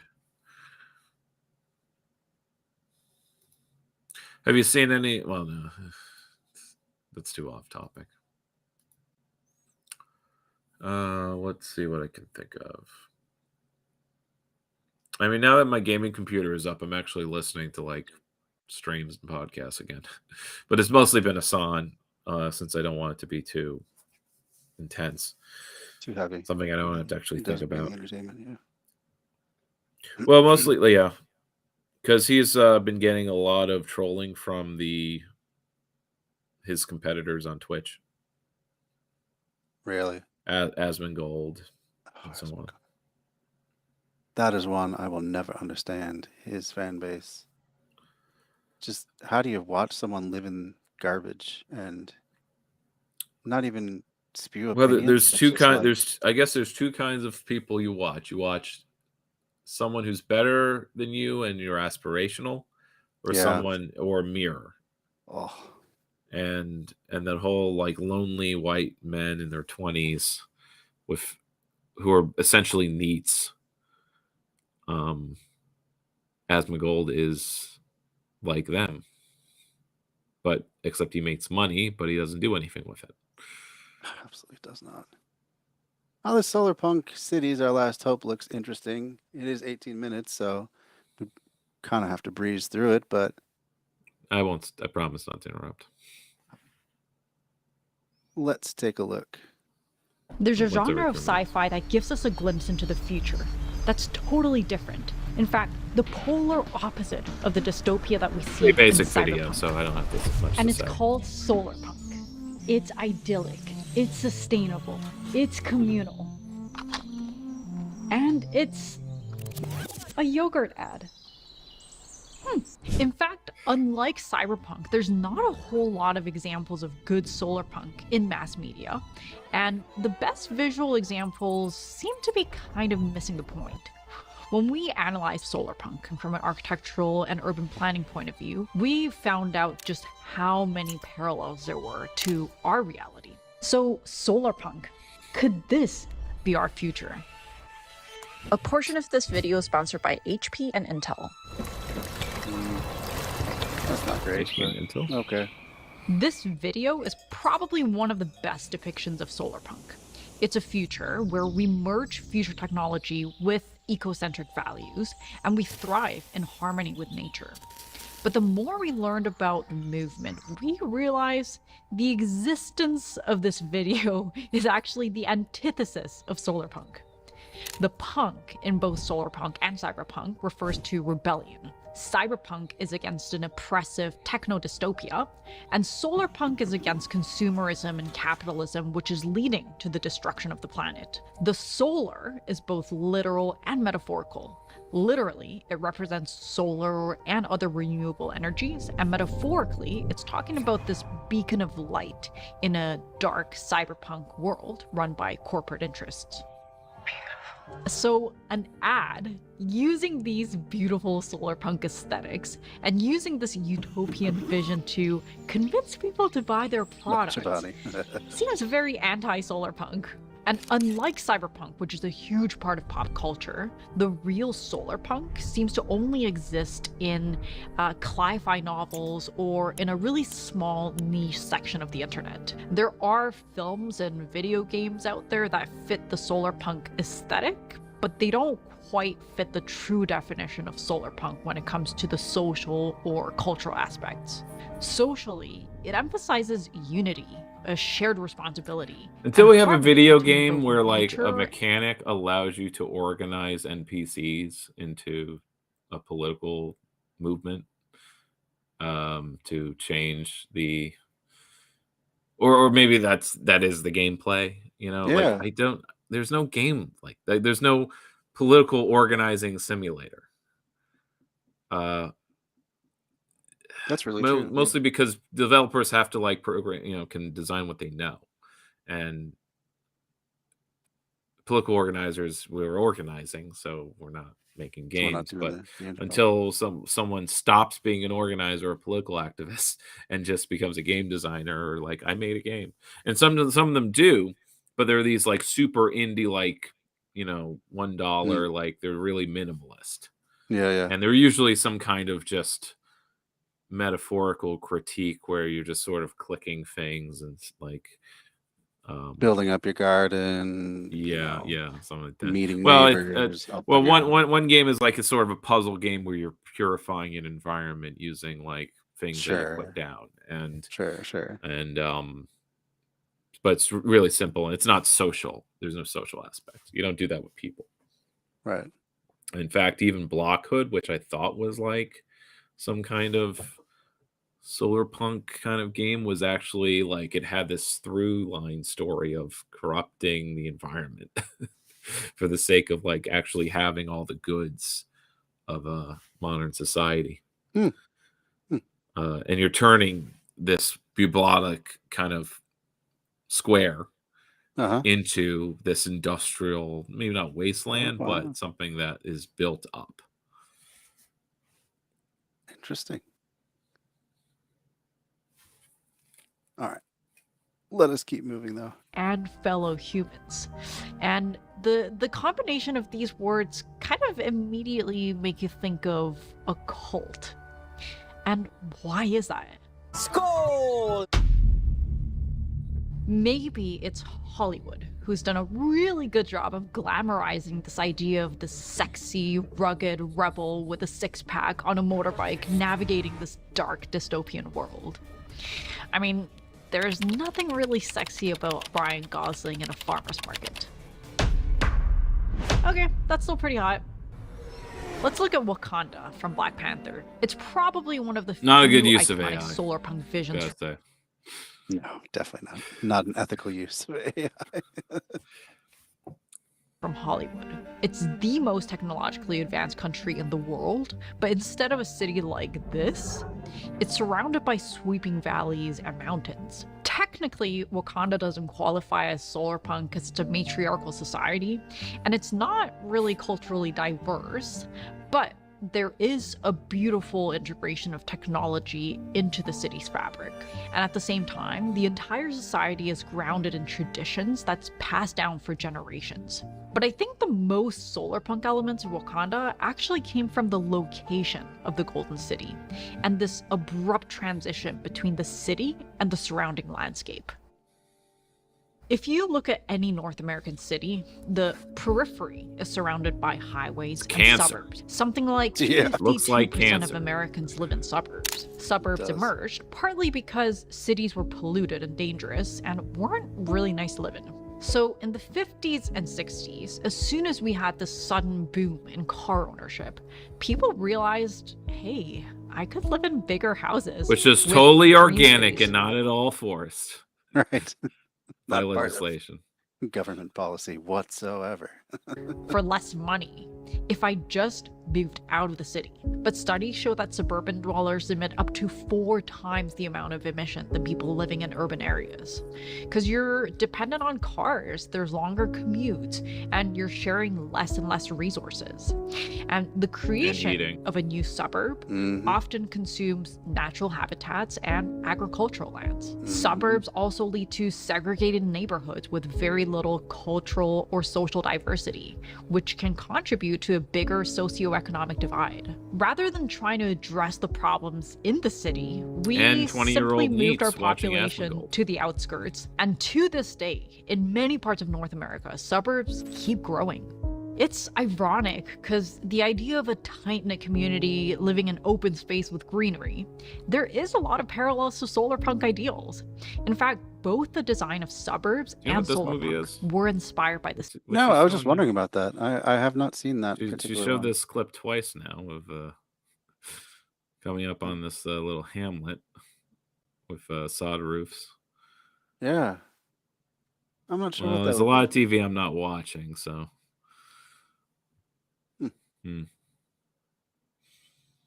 To solar punk ideals. In fact, both the design of suburbs and solar punk were inspired by the same idea, the Garden City movement.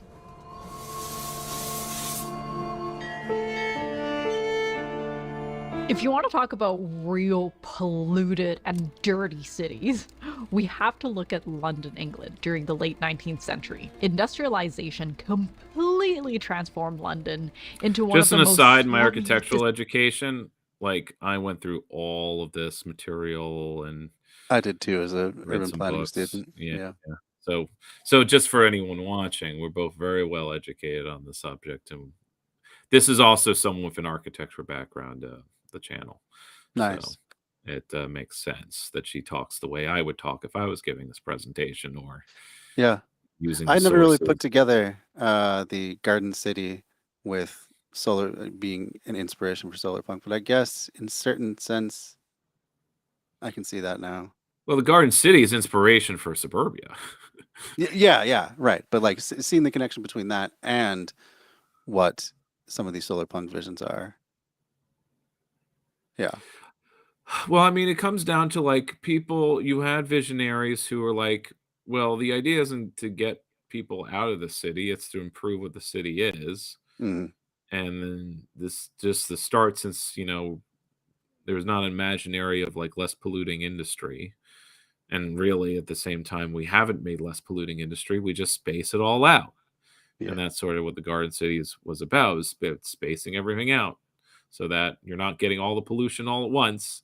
It's spread out, So, you have to live around an interchange to get asthma instead of anywhere. Mm-hmm. We'll stop there.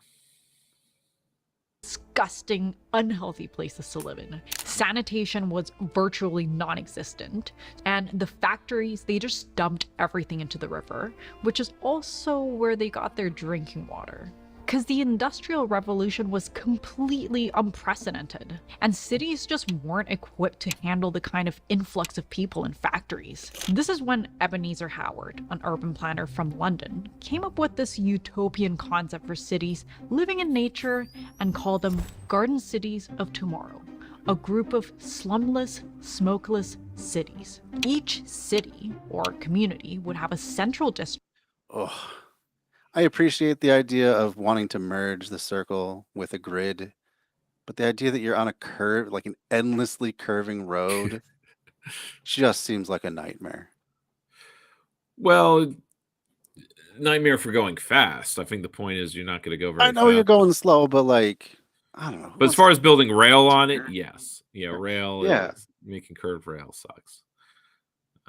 Yeah, that'd be the rail would constantly be screeching all the time. So, yeah. That was dedicated to industry and It's a work. concept. From there, you have Oh, yeah, of concentric You'd course. rings adopt of it to the land and housing, it wouldn't be a circle Right. Yeah. And I know they never actually made anything like this. anywhere yeah. remotely like this. So, No. yeah.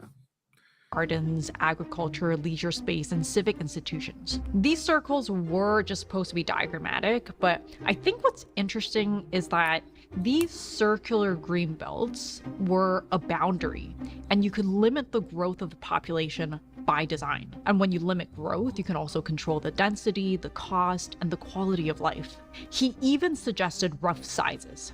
Each city would be roughly 6,000 acres, with anywhere between 32,000 to 58,000 people, and the city ring would occupy 1/6 of that space, leaving the rest to green space. These experimental garden cities started to pop up all over America and the UK, but very few actually became successful because while it had the look of a garden city, it lacked a lot of the other characteristics, like an industry, food production, civic institutions, meaning people would still need to take their cars and drive to get to these places, which in turn created suburbs.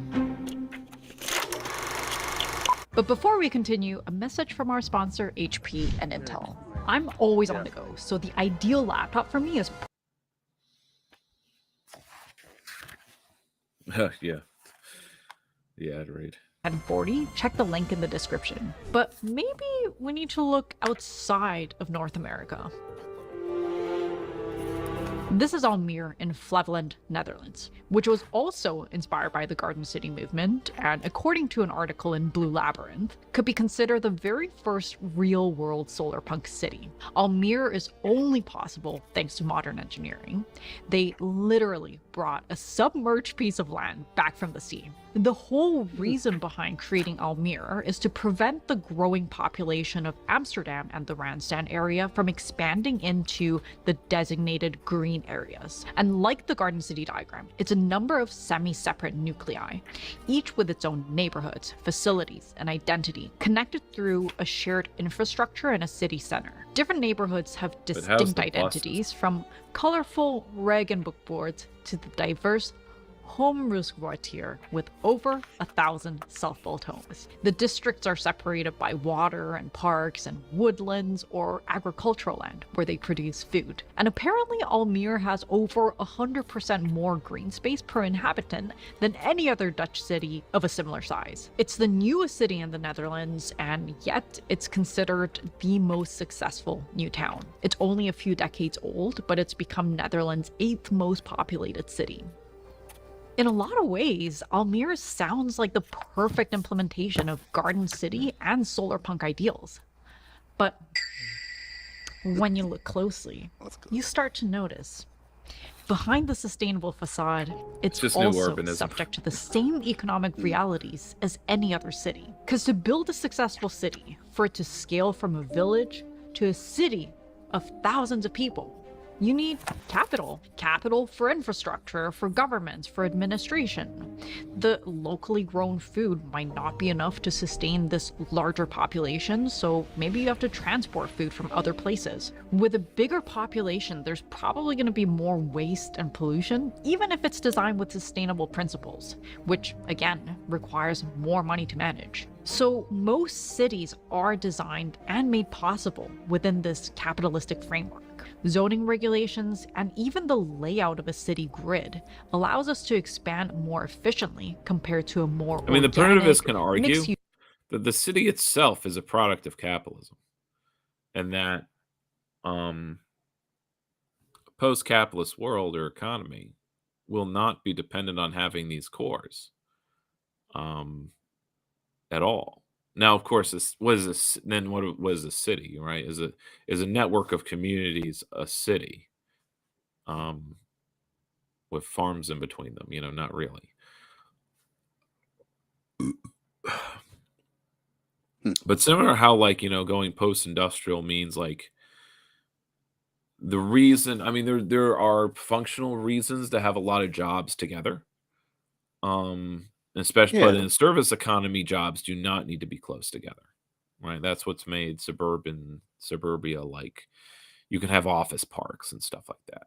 Things aren't being produced, so you don't need the efficiency of having things close, factories close together, because you're bringing in all the logistics.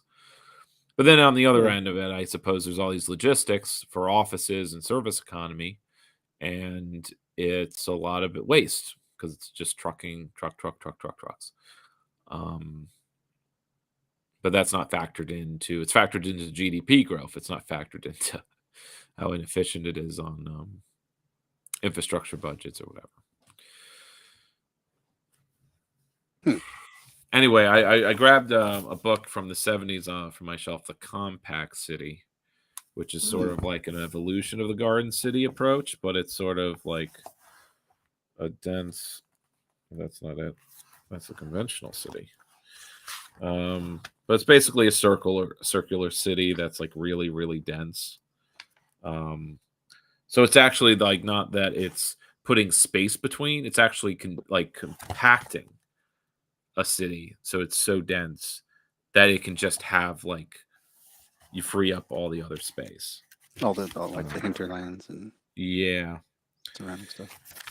But it's both he draws individual buildings, but then he also sort of makes it look like it's just a bunch of neighborhoods stacked on top of each other, like something fanciful. He had other. Oh, okay, sorry. So here is concept drawings. So it's like a big mall. There's a lot of indoor. It's a lot of it's indoors. So So it's sort of like Logan's Run kind of thing. But here's the outside of it. So it's like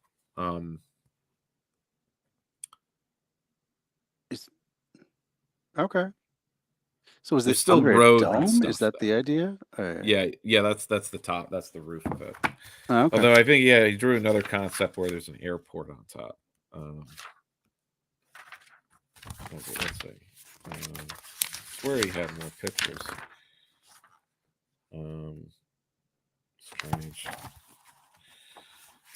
Maybe I'm thinking of a different book. But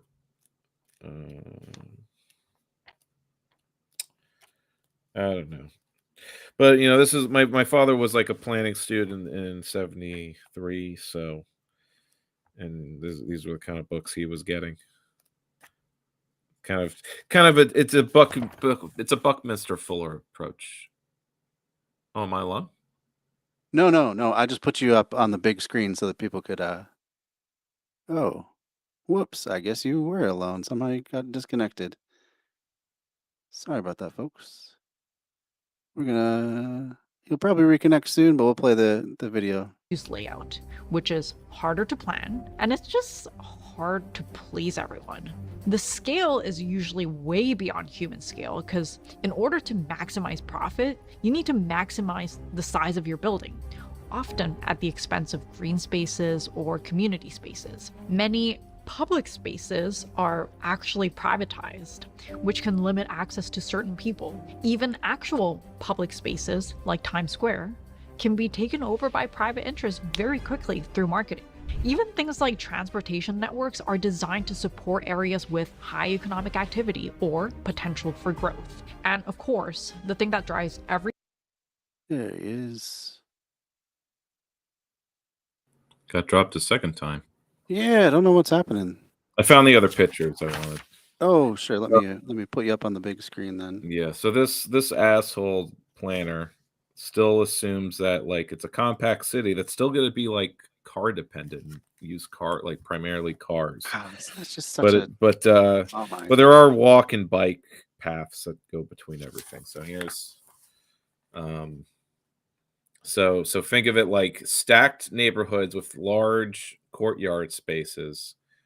But then you stack it on top of each other. Yeah. Like 5 levels or something. I can see that. So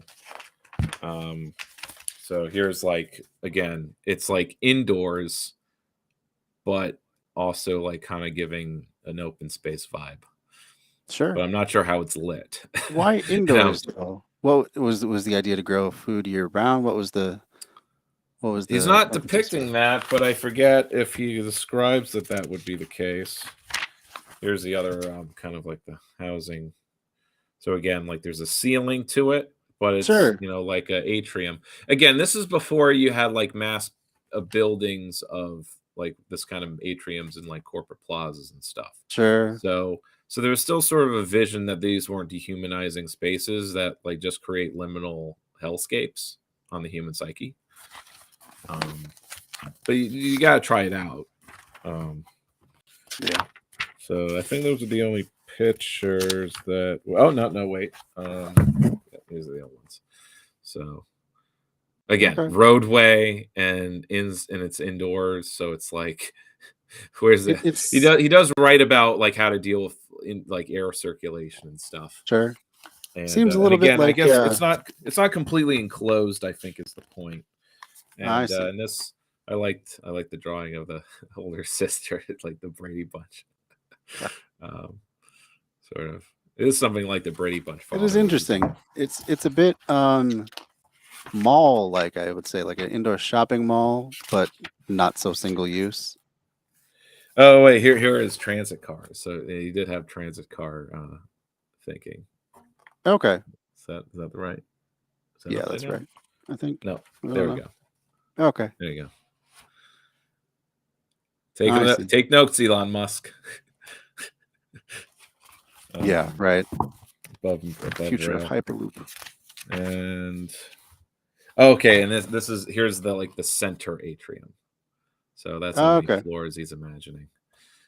Which sort of reminds me. This reminds me of Arco Santi and the Acropolis of Yeah, sure. Tulare. So What is the actually, name it of this does. And book?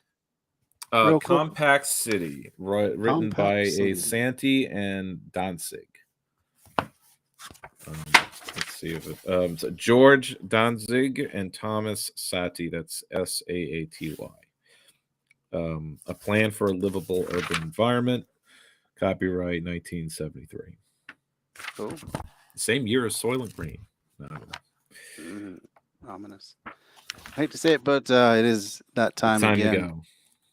Well, we ended with something fun, so Yeah, it was fun. I was pretty into that video. So I'll have to watch. Well- I didn't actually pre-watch that one, so I don't know if she came to some conclusion of like, Yeah, well, it'll be look, interesting the to real solar punk will just be communism, and however that works out. right. Yeah. And Yeah. and we're just trying to imagine an eco-Leninism or an eco-socialism, and that, like, what does that look like visually, and can we have media that depicts that? Because even when people are like making, like, indie media is still like say Knights of Guinevere, it has ecological messaging, but it's depicting a polluted planet that's like, Disney, pleasure cities floating in the sky. And everything on the ground is polluted, and everyone's like the workers are getting all the choked rich out. just float above it all. Perfect. Everything's perfect. Yeah. I see the Compact City is on the Internet Archive, so if you do want to check that out, Really? Mm. you can check it out for free. Yeah, it definitely seems like that kind of work. I took my hand at like sketching the drawings I liked, or the aspects of the drawings. This is from my dad's library, but I've inherited it. Okay. Till hopefully another 2 weeks. I'll be further along, and hopefully I'll know, like, I'll be less stressed about the house buying. Yeah, good luck Hopefully with it's that. not too late for me to get my union discount, because there's supposed to be a union discount that I need to get applied, and hopefully it's not too late, because I'm starting to get the documents for the actual like closing.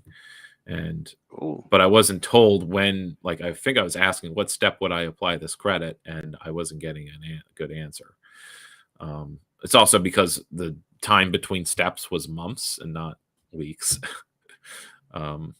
Unfortunately, this is really dragged out. So this can be very frustrating. Property, man. Property, man. Property. Okay. Good night. Have a good one. All right, let me try one more time. It keeps not letting me post the link to the Compact City. I'm going to try one more time, so you folks watching can go check it out on the Internet Archive if you so choose. And then, if you're not familiar with the Internet Archive, they post screen grabs of many, many, many books for free. A lot of them are very high quality. You can zoom in and everything. I've used it before for my lessons as a teacher. It was really good. They have a lot of graphic novels on there as well, but if you never checked it out, here would be a good place to start. That's going to do it. I just want to remind everyone that the PSL is calling for a second strike after the success of the first Minnesota strike on last Friday, that Sub-Zero March that I was a part of. The PSL is organizing to have a second one. Let's see if it's up.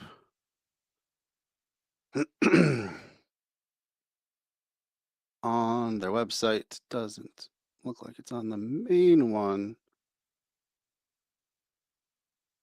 unfortunately. Let me take a look. Oh, of course. Now my computer decides to be slow. All right. Well, we will go somewhere else to get that. Probably Instagram. Seems to be their most up to date. Here, yeah, first thing that comes up. Heck yeah.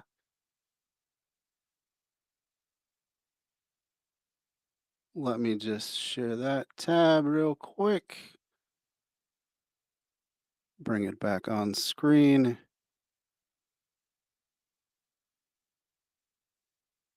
Is there any way to make that bigger? Why? I click on it. It's not coming any bigger. Anyway, help build the national shutdown. No, that's not the right one. This is just the organizing for the strike. So we have outreach posters available right now. And tomorrow, I guess they're not available right the second. They've probably closed at this point. But tomorrow, if you want to go help get the word out, help get businesses registered, saying that they will stand in solidarity by shutting down on January 30th. There are some opportunities for that, 10 a.m. and then 6 p.m. There's a volunteer meetup and art build at the University Baptist Church that is on University Avenue over by the U of M. Thursday, another volunteer meeting and art build, University Baptist Church. Sounds like a lot of fun. Both of them probably be doing stuff for the march itself. I don't yet know where the march is going to be. Just that it's going to be in downtown Minneapolis again. So I'm assuming that it is going to be same place, starting at downtown East Park, right in front of US Bank Stadium, and heading down towards the Target Center. But don't quote me on that. Follow the PSL Twin Cities on. I'm going to shut them out, in fact. Put them in the chat.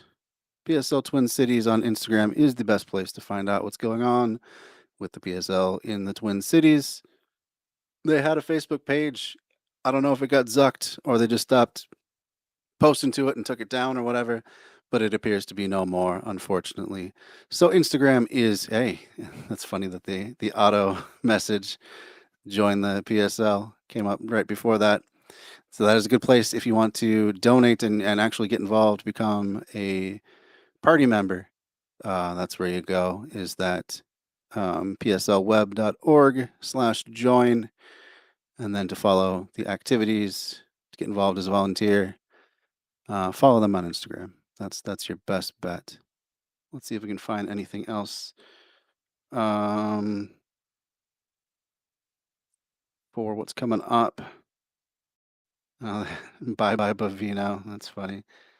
So it looks like they met this evening, Federal Courthouse Plaza, to celebrate their victory. Because I think the strike, the first strike, was a big push, a big load of pressure put on Trump to at least appear as though he's doing something to ease up on Minneapolis.